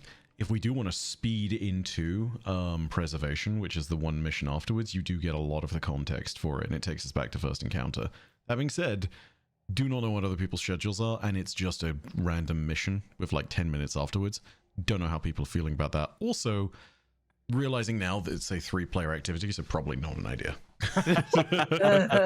I was gonna mention it. I wasn't sure. I wasn't sure if you were going there. We shall go to the tower though, because my postmaster is full. Oh yeah, 100%. If only Real we and could, true. If only we I'm could clown rich. car Real this. and true. If only. The clown car. I'm getting launched, bug. No man, the world's first. All right, we need a scout. Great. Who's in the tower first? Oh, good question. Good question. Also, love that we have canonicized the fact that Rolk is just an Aussie, and that's why he sleeps upside down. Yep. Oh Aussie. man, that was fun. Yeah. That was awesome. We had fun. y'all were No, that's doubting, by the awesome. way. We had people being I like, "Oh mean, man," it's just like, because of the jumping puzzle stuff. Honestly, Yeah, I was all- real, It's gonna be because of dumb shit like that, you know. 100%. I didn't Even though you've done it a realize million that we were times. doing I didn't even realize that it was like that. The group chat was called Flawless. It was until, called- yeah, it was called Flawless today. Vow. And Lunar's like, "Yo, it's you ready for the Flawless Vow?" I'm like, "Flawless? What?" Yeah. Like, hold on, Two things what? at once. Crazy. Wait, That's Dabs, what was that Flawless actually your Vow. flawless? Yeah, was that dude, actually a flawless? I just Yeah. popped the Yes. Triumph. That was That's- flawless. Crazy. Yeah, that was- No, so I meant that for That's what Bife. the hell- No, it was for Dabs too. Yeah. Yeah, it was for me too. That was 3 of us at least. I don't know about. Oh, that's Fallout and crazy. Fog. Oh, This was actually the first raid I ever did Flawless, and I did it with That's kind of And fire, actually. Someone Damn, someone GG. fell off the map during the jumping puzzle, and they had to alt F4 so that we could Oh, so you would lose it? That's Oh funny. my That's God. crazy. Actual Yeah. hero right there, though, for them Literal alt hero F4 -ing. moment, yeah. And he came back and finished it with us. That's Actual crazy. goat. That guy's the best. Wow, back Yeah, in the the fact that day he when that came was back, possible. the fact that he came back, accepted that he wasn't gonna get the triumph, and still joined. What a go! Unless a Damn. guardian would have either That's died what- or just not come back. Like That's that guy- what happened for my Real. first like technical flawless vow. I never got the triumph, so I never like got flawless. Yeah, I did it because I wanted the shader. That was my Mm. first And Johnson. didn't use it. Never actually gotten the shader of this before, so that's fine. Also, if anyone is freaking out about any of the weapons that I am deleting from the raid, I have every pattern, please don't. Also, are you really freaking out over a fusion rifle with sleight of hand? Please don't. We can craft Just in all case. those weapons I did too. fine. Like, We can, Not we that grab someone these. is, don't not that use someone is doing those. that in my chat, but I thought I'd preempt it and just be like, no, don't do it. I can't believe you deleted Call that him out. control. I've been I looking can't for believe you years. deleted my sleight of hand chill clip fusion. How could you? I know. Can't believe it. All right, so which is the next raid? No, I'm kidding. I mean, Honestly- ironically, I will need to go ahead and just go through a bunch of the raids that are available and do this in-game. It is my plan to try and make these streams happen more often to do things. Oh yeah, dude. it's Good not, village dude. for real. This was Yeah, this was genuinely so fun. I learned so much. Unironically, that was a trying great to, I'm time. not trying to like shoehorn people in, but I am saying that like this fire team kind of cooks. Yeah, can I just also say I said this at the very beginning of the stream, but a big hand to Luna because she literally organized all of this Oh, and she's got us great. in Luna, the the goat. position where we Yeah. could do it. Golf clap, Goats. golf clap, golf clap. Legitimately the goat. Thank you very much. It was very, very kind of you to go ahead and do this for us. Yeah, it was fun. It was Thanks re- for it was organizing. Really fun to organize. It was really fun to This is try awesome, and get everyone bro. together as best as I can. And hey, listen, Bife did mention more raids that he does need flawless for when I was talking with him about it. There are other raids I need flawless for, but also there are other raids I want to cover the lore of and do all sorts of fun things for. Real. Oh, dude, yes, please. That being you said, will. Live streams. I will say as well, I do want to also go through and just do this for a bunch of endgame content pieces. Like, I've talked about doing this for dungeons, and I know that, like, there's a bunch of people I've talked about getting on to do dungeons for these as well. At very minimum, I know I want to do Sundered and Vespers, because Hell that yeah, stuff is yeah. hot, and also Oh, the lore in those is so Sundered. good. Oh, Sundered and Vespers. I remember that first night of running Vespers Dude. with you and being like, what Yeah, I you watched my actually- brain running in real time and realizing, you know, all these things. And we found the Lodi message when no one else had, and it's just there. It's Oh, just that's sitting there. it was just sitting there, which is funny. It's I have- still my claim to nonsense and secret finding brackets. It's not really a secret. It's others, Fallout, Scarrow, you guys, the real goats, Datto, all these Dr. people. Scarrow. Yeah. I have- love I have- Deep Stone. Go ahead. Sorry, you go. You go. I love Deep Stone Crypt, so if you need a gamer for Vesper's host, look, I'm there. If I you mean, need someone. I haven't done, like, I've done a flawless DSC, but I would love to do a lore raid of DSC too, because that's got some cool I'm stuff there. going on Oh, there too. that would be my most Yes. favorite I one to do. Don't have a flawless DSC, so Oh Jesus Christ! I- I'm already thinking about I outer would- space jumping puzzle. Oh, Like, okay, I- great. the craziest, Have another the craziest mechanic part is I think I do, but I would have had my flawless would have been a trio flawless, but I threw it at Tanix. Oh no! Oh, Ooh. Woof. For I think Bog and Dabs might remember me mentioning that story a while ago. But yeah, basically, when you're doing trio Tanix, you have to be really careful about when you pick up a ball as operator because you need to break out your teammate before you pick up the ball. Ooh, oh dear. And I like it was final damage phase. I was just wanting to get it over with, picked it up a little too early, and the operator bubble popped, and we wiped. Ooh. Rough Yeah. as my Shame? guy. That's my nuts, bro. Shame. Ouchie, ouchie. Yeah, I know. Yeah, I know. Tanix is like a recurring character in the series, and I don't know anything about him. Oh, So dude, that'd be awesome. 100%. Like Tanix is, Yeah. unironically, Tanix has some really awesome lore that goes all the way back to like vanilla D1 and some of the stuff that's been built around prior to that. Like he was a legend and a myth within some of the like lore surrounding Cade and Andal Brask, his friend that died. And then eventually he got brought in during House of Wolves as a proper strike, and that's where his lore really starts to take off. And yeah, then DSC comes along and mostly, I think, ends his arc, depending on what your take is on Salvation's Edge and the Herald of Finality. It's like, it's not Taniks, but like, it could be Taniks, you know? If it looks like Taniks and It could be Taniks. and it takes damage like Taniks, it might be Taniks. It might be Taniks, you know? Before we wrap this up, does anyone have any more questions regarding Yeah, I have everything? 'Cause, somebody from my chat wanted to know.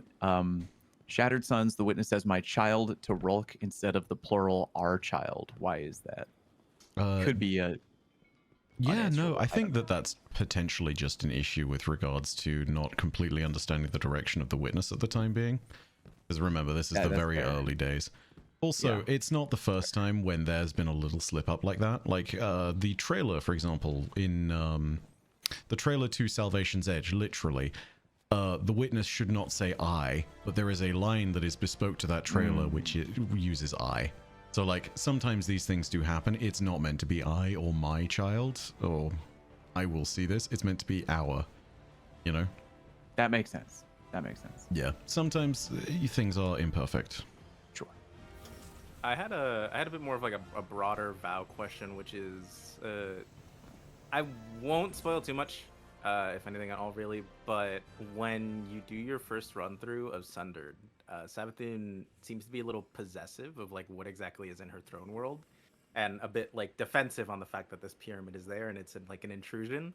Like, is she kind of just stuck with it? Is Rolk's power too great for her to ever really get rid of the pyramid, or does she almost not want to get rid of it? Oh, this is a great question. So, Rolk's pyramid is in her throne world initially, not by her choice. She is very much not happy that it's there. There's a reason that it becomes sunken. It's entirely because of the fact that she does not like it being there. However, with Rolk dead, it presents an opportunity. And the whole thing about the pyramids being alive comes into play here. Because the pyramids, we learn in Final Shape, are actually kind of yearning for something. Something that can control and command them again and give them purpose. And this is what's really interesting about that. She kind of picks up on this notion and is not exactly leaning into it immediately, but she's dropping a lot of hints at the idea of like, well, I mean, if the pyramid happened to come under my command, I wouldn't be so angry at that. That wouldn't be so terrible, would it? And I mean, it is in my throne world after all. Yeah. Also note, for those of you who've not done Sundered Doctrine, spoiler alert on this too, in like one of the first steps of the quest of Sundered Doctrine, and like the Drowning Labyrinth quest, you enter symbols into the pyramid in the big wheel near the start to give it commands. The first one you enter into that thing is Savathun enter pyramid, or Witch Queen enter pyramid. And then she sits there and is like, oh, very kind of you to let me in so I can see what's going on. And that starts your first tier of initiation, where she starts making commentary on what you find inside all of the secret rooms. This is happening for a reason, you know? Like, you've basically done the first step of letting her in. So yeah, she could potentially claim the pyramid. It's very much our objective and the Hidden's objective to keep it out of her claws, but is that going to work? Who Let knows? her in. I mean, I assume that like taking control of the pyramid would give her a bit of a power boost, so to speak. So here's the fun fact about that too. Savathun is attempting in some regards to, and this is kind of lore that's been indicated for a bunch of years, even in Heresy, she says that she is trying to basically escape the meaningless game that the Hive were launched into so long ago when they made the Pact in the Deep of Fundament, right? This whole thing of like, you will have worms and you will forever tithe and you will like constantly sow destruction across the universe. She's trying to escape that game entirely. She's also trying to escape the game of light versus dark and these binaries that sort of drive opposition within the universe. She wants to go above all of that, right? If you go and replay Dual Destiny, you hear this from her as well. The pyramid may well be a part of her plan to do that. The thing you discover at the heart of Sundered Doctrine, spoilers again here, the chisel that carved the Tablets of Ruin may also be a key that allows her to do this. And this is why her having control over the pyramid is really important. See, now I'm on like Dabs' side of this of like, after doing all this, you're just like, damn, why did Rolk have to die? I Like, know, bro. after Like, one raid, man. I'm sad, man. I I mean- remember when we did Val, I was like, dude, why can't they have like these really cool raid boss like characters like as part of the story? Because I feel like honestly, before like Final Shape, the raid boss has never been an integral part of like the campaign or like the story to like any degree, really. Like it's kind of just like, well, from my perspective, it seems like just a random character that they bring in. Like I didn't know who Tanix was until we got into the raid. I'd never heard of Rolk until we got into the raid. Obviously, you know, I'm not like super in with the lore, but these characters aren't like never like introduced in the story or at all like related to the story, seemingly at least. I don't know. Yeah, they I should be guess more core it's like- baddies. When you're doing the campaign, you're not like told about the raid boss at all, even though, you know. There Like- are, yeah, there are very odd hints here and there, but it's Yeah. not always explicitly said. It's meant to be one of those things where I feel like the build up to it happens in the post campaign. So I mean, for example, Rolk is kind of mentioned in Witch Queen the whole time, except never by name. You know, so for example, when you go into the Temple of the Cunning, Ikora makes that note that Savathun and her hive are fighting a turf war against whoever is controlling the Scorn, and they're losing. And then in the moment where you go into the Temple to Zivor Wrath, they wonder whether the Fanatic is, your ghost rather, wonders if the Fanatic is controlling the Scorn, and Finch pushes back on that idea and says, no, it would need to be even more powerful. So, like, he basically points to this idea that, yeah, there is something that is controlling all these things. You don't know what it is. Brackets, it's Rolk. It's always been Rolk. Like, he's getting pushed in that same point the whole time. Another thing as well, when you go back to Lightfall, they were kind of doing this too, although a little bit more explicitly, and yet also a little bit more secretively. So, like, you hear Nezarec in that one strike is a direct call into the raid itself. But you also had those moments where Nezarec was kind of audible if you had Delicate Tomb, Nezarec's Whisper, or Nezarec's Sin equipped. And so, like, yeah, you just have these moments occasionally where they do drop those hints. I think it is also meant to feed into the side of the game that really prioritizes secrets, you know? Yeah. That side of it is cool. I wish there was more of these, like the raid boss characters, other than outside of like just the time between the release of an extension and the raid. You know what I mean? Mm-hmm. It's tricky to find a balance for it too, because like if you think about it, it's basically 3 days. You know, like Yeah. 3 days is kind of the extent of the time they have to do all of this stuff, and it's very hard to either build up an entirely fresh character in that moment in time, which is kind of what they try and do with Nezarec, or you have to basically introduce them entirely in the raid and from their reputation beforehand, which they do with Rolk. And sometimes it really works, and sometimes it just kind of falls flat. I mean, case in point, take a look back at Crown of Sorrow, which sadly is no longer in the game, but Galran. The Galran is a villain that they introduce in a single page of web lore that dropped like a few days prior to Crown of Sorrow even dropping in the game, which of course was on day 1 of Penumbra, or Season of Opulence, I suppose. So like, sometimes you're just stuck in a corner of game development if you're on the Bungie team, I imagine. Other times, like, yeah, I think it's a totally valid point to say, like, it would be really cool to just get more of an introduction. Because, I mean, like, take a look at Nezarec, right? They definitely tried to give him an introduction before all of this. You explore his pyramid in Season of the Haunted, and you get a glaive with his name on it in that season. And Eris even explores the idea of, like, who is this thing? What is this thing? And she doesn't get any whispers and responses. The next season, Season of the Plunder, you're going after fragments of Nezarec, which were stolen from the pyramid. Those are the artifacts you recover in that season. And then in Lightfall itself, Nezarec is the raid boss, you know? So, like, they do try, it's one of those things of, it's in the lore. So, again, should that be more front and center? This is very much a question that I think is a fair one to ask. And honestly, like, I kind of think I agree. I'd love to see more of that stuff up front. It's just a case of also, I don't know what the best move is then to balance all of that with the narrative team. Because, like, imagine, and this is something I think which, I think it's not too much of a stretch to push on this idea. If the entirety of a season is just season of advertising the next raid boss in the next expansion, I can imagine there being quite a bit of pushback from the community on stuff like that. Because like I hate to say it, a lot of Destiny players get very cynical with stuff like this, and it's like, oh, okay, season of advertising Lightfall, you know. Yeah, I see that. Yeah. I think one of my favorite ways they did it, which was obviously long ago and in a very different, time and place. When Taken King first came out, the way Oryx was, I guess, spoiler alert if you never did the original D1 Taken King campaign. No, I was gonna go do that like on the weekend. Yeah, man. Which, how dare you? Honestly, but the way he's immediately in the first mission presented as this insanely like terrifying being who's like creating enemies by like warping their being and removing their will, and like all of that is thrown at you in the first mission, and like immediately afterwards you're almost like stumbling to try and keep up for a little bit before you finally get your stride back. You fight Oryx and like you defeat him, and then like that final cutscene hinting like your job isn't done yet, and then you step into King's Fall, right?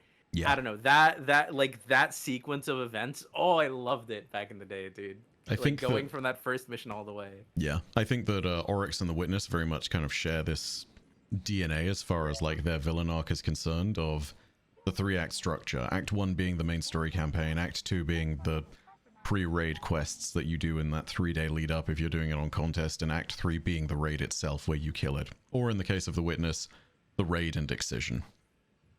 Oh, dude. And so like it makes for an amazing villain. Doesn't always work out, and like it's not always for the best, and I think that Vow, if anything, proves that, because like Rorke steals the show from under Savathun, and it's impossible to think of something like that even being said if you hadn't played Vow. Like before Vow released, I thought there was no way the raid villain could top Savathun, so to speak. And there it is, there's Rorke, and he clears Savathun easily. Yeah, I agree. He's really badass. Yeah, he's my favorite. Dude. Oh. The 3 days until the final shape, the timer on the Pale Heart. God, so good. I love that, dude. Nothing will Crazy. compare to that. That was a magical Yeah, time. I guess like TLDR, my point, and I mean like you expanded on it like perfectly, was like, imagine if they had have done what they did with Witness for like every raid boss. I feel like it could have been really cool. But the other side again is like the secrets thing. Like I think it is really cool that like they sort of name drop Rorke throughout the whole campaign, but they don't name drop him. Like they refer to him, but you don't know who it is, and then there's the raid. Yeah. That's really cool. So here's the other perspective as well, right? There are going to be players who are not like us, and they will not be rank 11, they will not be doing raids, they will not be doing stuff on a regular, and their entire perspective is literally just, hey, I want some closure in my story campaign, you know? So like they do have a lot of incentive to do the thing of like make it part of the raid if it's a huge villain, but then also they want to give players a boss that they can say they defeated, right? Like this is why Witch Queen and Lightfall both have Savathun and Callus as being like the major villains that you defeat in the campaign that sort of hint towards a bigger threat. You know? It's a mix, right? Because I'm with you, honestly, now that I've thought about it. As a player who does a bunch of endgame... Good lord. Yeah, as a player who does a bunch of endgame stuff, I would love to see this. You know, I'd love to see more stuff when it comes to just endgame stuff being incorporated into the campaign, and also the villains being pushed further to the forefront. But Hell yeah. You know, I think that there is a very valid counter to that, which is just you want to give players who aren't immediately able to jump in and do raids, like the ability to have some closure in their story. Sure, yeah. Exactly. I get it. Yeah, that's fair. Yeah. Sag, because game dev things, but also like, yeah, having that happen once in every while. Oh, love to see it. I must now bail, but this was How dare you. super awesome and extremely fun. And if we do another, please let me know, because I'd love to be a part of another one. Absolutely. I know I promised you and Anno a dungeon at some point, so we'll make sure that gets done. Yes, I will call in that favor, my friend. If it's still on the table, I'm gonna yoink it. It's never been changed. It's all good. And I mean, hey, you know, I was only ever able to give you 12 seconds worth of audio recording in that one video, so like, hey. I Yeah. appreciate you, buddy. Thanks very much. Enjoy your evening and have a good time. Adios, dude. Yippers. Good rating, everybody. All out. GG's. GG. GG. Bye. Have a good one. See ya. All right. Well, if anyone has any further questions, here for it. But if not, I'm very happy to call that there and call that at the end of the stream. So I feel like I'm being asked a lot of questions, but I'm just like, yeah, okay. So the symbols in VOW, they were introduced in VOW, or were they before VOW? Introduced in VOW, yes. And given, so I know that I found this room in Thunder Doctrine. I think it's like in the first encounter. Mhm. We like you there's like all the symbols and you hover over them and it says what they Yep. are. Absolutely. So before that, was there a room like that in like VOW or something? Like, how do people assign the correct names to the symbols? Like, obviously, like Guardian, you can sort of give it, but like the actual names, like the canon names for them. So do you know When the was first that? the first encounter, and there's a room before it that shows off all the symbols there? Yeah. My recommendation, if you do preservation or do another run of the raid, go back there, look at your HUD and look at the mini-map and the name of the area that's like under your radar. If you walk up to each of the symbols there, it names all of them. The only one that's missing is knowledge. Yeah. Mhm. Oh, interesting. Yep. Oh, interesting. So that's how we were able to learn and assign all the names on day one. Right. Got you. Yeah. I will say, I don't think that we actually had like an actual implementation of the names though until Thunder Doctrine, right? Like That before is then, true, yeah. we'd call them, but like they actually made them lore specific for each encounter in Sundered, which is interesting. The sentences. Yeah, which is 100%. interesting. Yeah, when it's up in Valve the Disciple, it is just, you throw any of the symbols together and it can kind of form stories and these ideas of like tropes or like things that Rourke might be pointing towards or some possibilities or whatever. But Sundered absolutely takes the concepts and runs with it, rather. And just makes it a full thing, which is so cool to see as well, because like there's real sentence structures and everything that can be created from all of that. It's very, very interesting Well, to see. And of course, that is That was the mechanic. interesting thing. Yeah. The interesting thing, the one thing, it's not even a question, but this was one of the first day ones in under contest settings, like an actual race, where people had an edge knowing more lore. Like Yeah.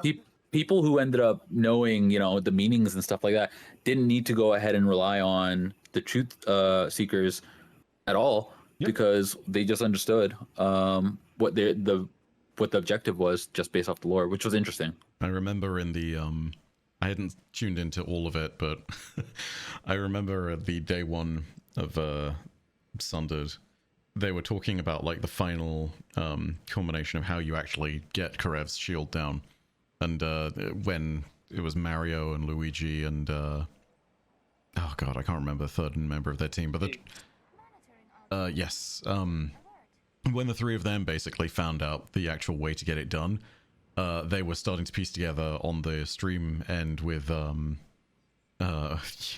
Evan and CB Gray that was what was going on, that it was actually a lore thing.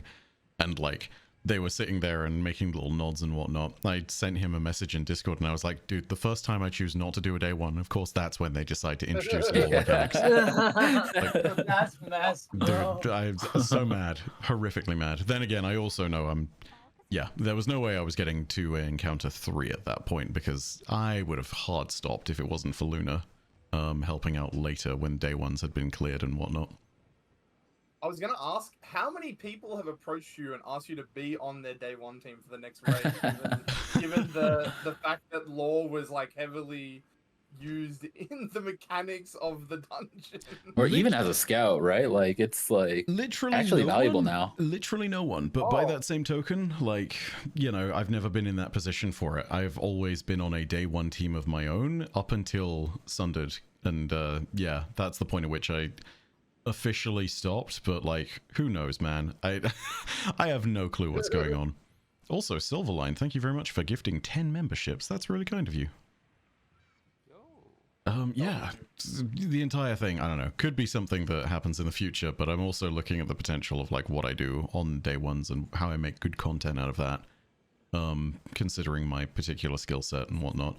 I don't know, nothing is set in stone, but I really want to go ahead and talk to either Professor Broman and his team over there, or alternatively to Evan and CB, and see about what I can do to sort of throw my expertise to one of the teams, something like that. That's my initial thought at very least. That's what I'd love to do, but who knows if that's actually something that will happen. Either way, speculating and all of that nonsense aside, if there are no further questions, I think I will call it there.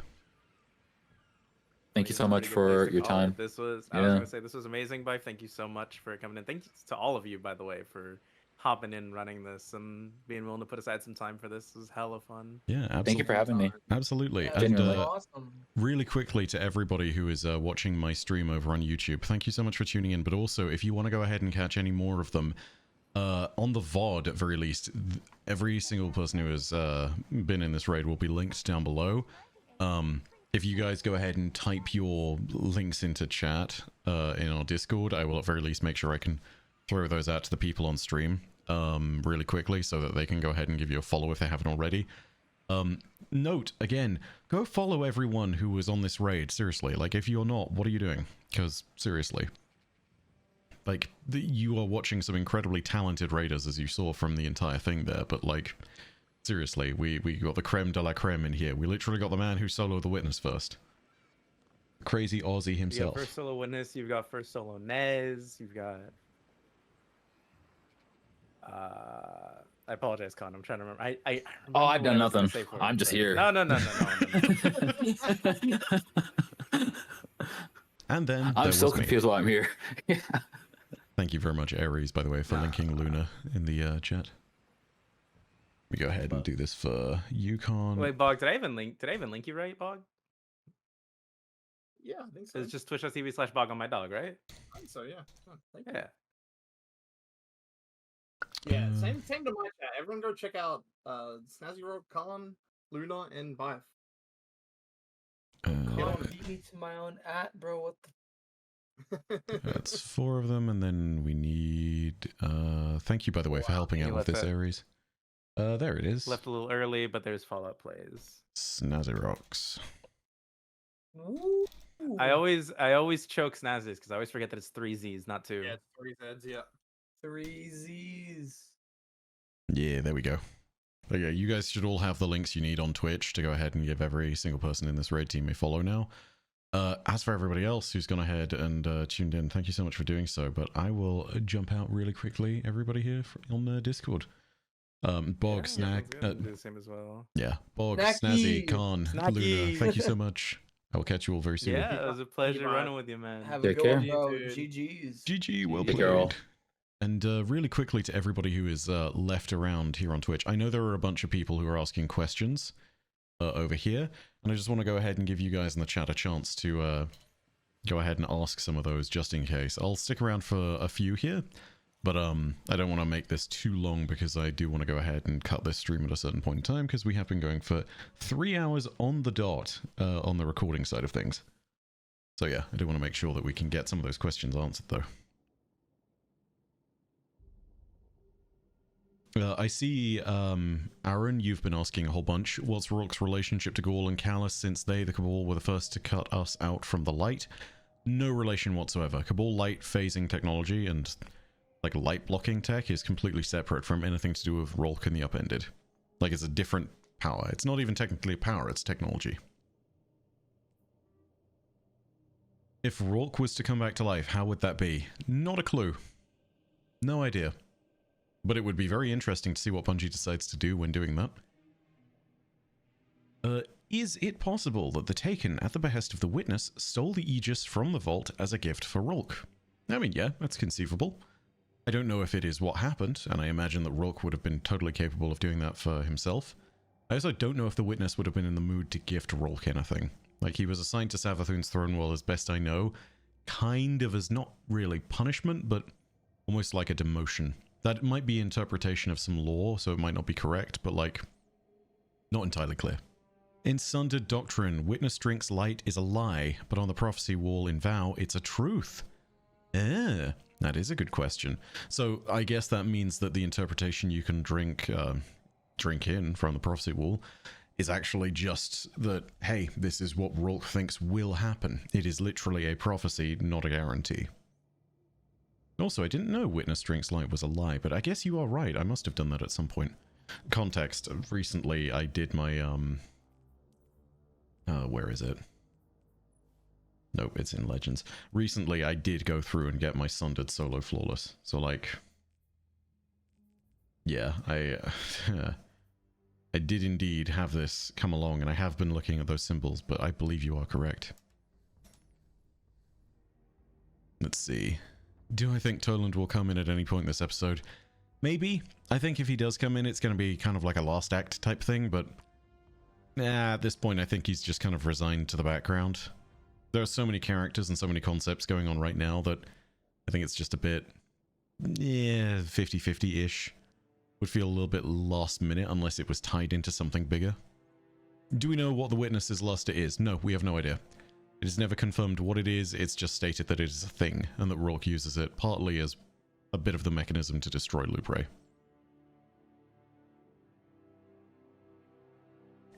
Let's see.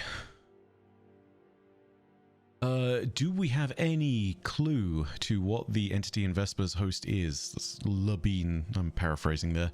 No, we have no idea. There's no more information on the Lodi transmission or anything that's come along. We have no idea. But who knows? Maybe we'll find out soon. I mean, for all we know, Lodi is going to be like a group or a thing. We do know that it is a proper noun, though. So it is... I mean, it's something, but we don't know if it's a person or like an organization or a place, but it's not just something that's been thrown out there randomly. We can tell that because of the capital L. What is your favorite Guardsman Regiment Space Marine chapter, if you have them? Oh god. Yeah, I mean, I do follow some 40k stuff, but I'm afraid I'd be incredibly vanilla if I just said that it's probably going to be Blood Angels and I don't know, Blood Angels, Blood Ravens, because I absolutely adore those games. But when it comes to Guardsmen, I'm probably Katachan. I'm not sure. Late to the stream, but just want to say I really appreciate your videos. Definitely made me enjoy Destiny a lot. Just really thank you for your effort. Oh, thank you so much, Ravioli. Do you think that canonically we keep artifacts from past season, and if so, can we still draw power from them? Don't know about the draw power from them. Canonically, I think we must, but I imagine they're probably just technically gathering dust in our vault at this point, or have been retired to the Cryptarch's hands. Makes you wonder a whole lot about, like, if you go into, what is it, equipment?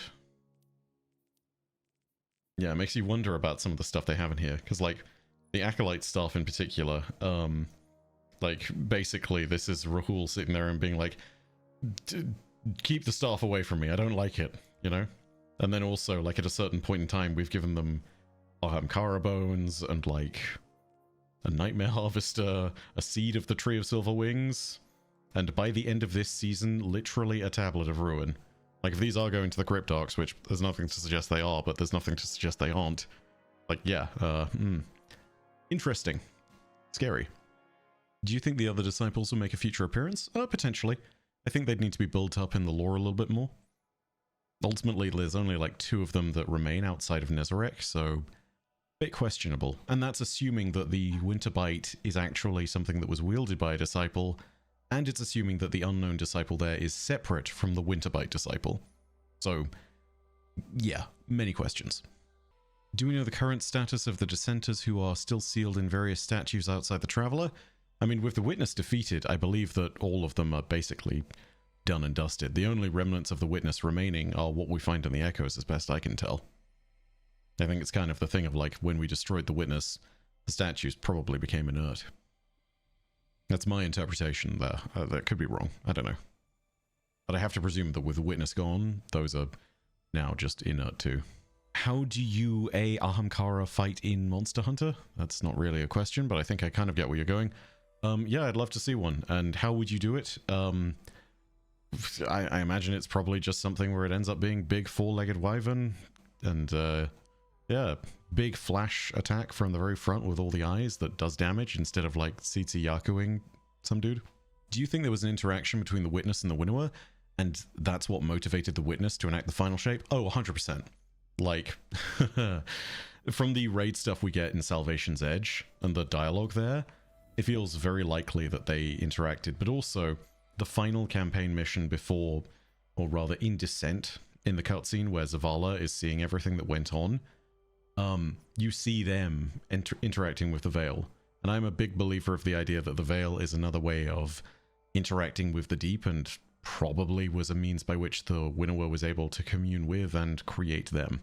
There's nothing to confirm that aside from suspicion and context clues, but like, yeah, it feels very likely. Oh god, favorite exotic gun to use and favorite exotic lore-wise? Lore-wise, Lumina. Like, I've always loved Lumina. Favorite gun to use? I mean, that changes season by season, but I'm a big Dragon's Breath fan. I'm a Dragon's Breath enjoyer. I listened somewhere that the Nine are sentient dark matter. What are your thoughts on the Nine? We still don't know everything about them. To be honest, their lore is deliberately kept very vague. I'm not sure what to make of Division, which is the sidearm from this season of Heresy. Like, the Nine are sentient dark matter as best we know, but they're also potentially other things, right? So, oh god, where was it? Let me see if I can actually find this for you and bring it up real quick. Maybe here it is. Ishtar Collective, be my guide. Do the thing. Grimoire cards. Yeah, so here is a thing. This is Ghost Fragments Legends 2, the Nine. This is the first mention in the lore of anything to do with the Nine, right? It is unique because of that fact. And like, how do I best put it? The Nine are an incredible force for a bunch of different reasons, but they're also incredible because the descriptions of them are incredibly vague, right? Survivors of cis-Jovian colonies who made compact with an alien force to ensure their own survival, right? Deep orbit war mines that weathered the collapse in hardened stealth platforms. Ancient Leviathan intelligences from the seas of Europa and the hydrocarbon pits of Titan arrived in a mysterious transition from the direction of the Corona Borealis supercluster. The Firstborn awoken, and their minds now race down the field lines of the Jupiter Io flux tube. You see what I mean? Like, it could be any of these, none of these, and all of these. This is the oldest piece of lore that we have on the Nine, and it really does not help. Fun, but also, like, holy is it hard to make out anything on the Nine. Do you think the Radiance, I think that's meant to say Resonance from the Black Armory, and the Resonance related... oh wait, no, Radiance. Yeah, I think you are right. Do you think that the Radiance from the Black Armory and Resonance are related due to the wave-like texture and appearing artificial? I struggle with that one because Resonance is very much playing with an idea of a paracausal force, whereas the Black Armory's Radiance feels entirely artificial and causal. But it is also something which Guardians in the Dark Age kind of went after because it was seen as very powerful. So I don't think so, but maybe. Am I going to cover the latest Grimoire anthology? If I can get my hands on it, yeah, absolutely. Especially if there is new stuff on Arsa, the Witness, and the Gardener, and Winnower. I hear there's meant to be cool stuff in there, but I need to actually grab it for myself, and Bungie Store EU tends to be updated a lot slower. So yeah, if there is anyone in Bungie who's watching, if you could somehow get that to me, though, that would be awesome. But like, it's, you know, that's very cheeky of me to even ask. What do you think happened to the members of the Nine anchored to taken planets like Io? That is assuming that they are actually, like, anchored to the planets of the system, which I think is correct and incorrect. I don't know. It's kind of tough to know, but it is also worth noting that there are some members of the Nine who are against us and who might be very interested in the ability to sort of upend things like that. To take a turn of phrase. Let's see. I'm going to take 3 more questions and then call it there. Would you like for Clovis Bray to come back? Or are you happy with where his story ended off? Yeah, I think I'm okay with where his story is right now, but I think if he's going to come back, he's got to have a purpose to him, right? So inevitably, his story is tied in a little bit with the concept of darkness and clarity as is discovered on Europa. It's tied in with any of the stations and the technology, such as Vesper Station, that, you know, he's tied around with. It's tied in with the story of various Exos, and more importantly, it's tied in with the story of Elsie Bray and Anna Bray. So, like, if he's going to come back in any context, I think it's got to be around them. In that instance, I'd be happy to see him come back, but he does need a purpose, right? And I think it's pretty clear his purpose is just to be a villain. What do you think the Echo of Navigation version of Oryx is going to do at the end of this episode? Will it fade away or just be there at the side? I really hope that it stays. I hope that Aeris has it just captive in her throne world for the rest of time. Like, there's very much question of whether the Echo should be destroyed or not, and I trust Eris. Like, she has done nothing at this point except prove that she is trustworthy. So it's very much a moment of, yeah, if she wants to hold on to this thing, sure, I'm willing to accept the consequences of that. I think that we will definitely be able to trust her on it. I would say that when it comes to the purpose of that in the future, it makes it even more interesting too, because it plays into Xivu's story. And we know that, well, we don't know, but like, all indications and all roads with their stories point to a big showdown potentially at Torobatl between Keitel and Xivu Arath. You know, like, Keitel is on the warpath. They keep on talking about how her entire goal is reclaiming her home planet. And that was taken from her by Xivu. So inevitably, at some point we're going to get the Empress and the War God duking it out. Will the Taken King, or the memory of the Taken King, have a role to play in that? Who knows? I'd be very interested to see. Ooh, this is a good one. Will we ever break the Dreaming City curse? Unless there's a D3 and it's a totally new game, I think no. I think the curse is here to stay. And it's sad because it's going to mean that the Awoken as a people are permanently cursed like that, but like, yeah, it kind of defines their struggle and their story now. Sad to say it, but I really do think we're stuck with that forever. But also, it's a nice narrative crux. Brings us back to some interesting places. Anyway, that is going to be it from me for now. Thank you so much for tuning in, everybody, and thank you everybody who went ahead and donated memberships or donated directly to the channel. Really appreciate the support on all of this too, because man, you guys really showed up for this, and I know that it was very last minute, but like, we consistently had above 1,000 people watching, even on a second link when everything was kind of, yeah, not perfect. So again, thank you so much for doing all of that, and thank you so much for showing up. You will see more of these. I'm determined to get more of them out. And yeah, we'll see about rotating in some new members in the cast, as well as getting some old faces back. I'm sure that Bog and Snazzy would love to go ahead and do it. I know I owe Fallout 1 again for a dungeon, and I'd love to go ahead and do more with him. We'll see who else wants to jump on, and whether we can get some other fun guests in. But yeah, in the meantime, thank you very much for watching this, and Parodasi ad Astra, I suppose. I'll see you Starside.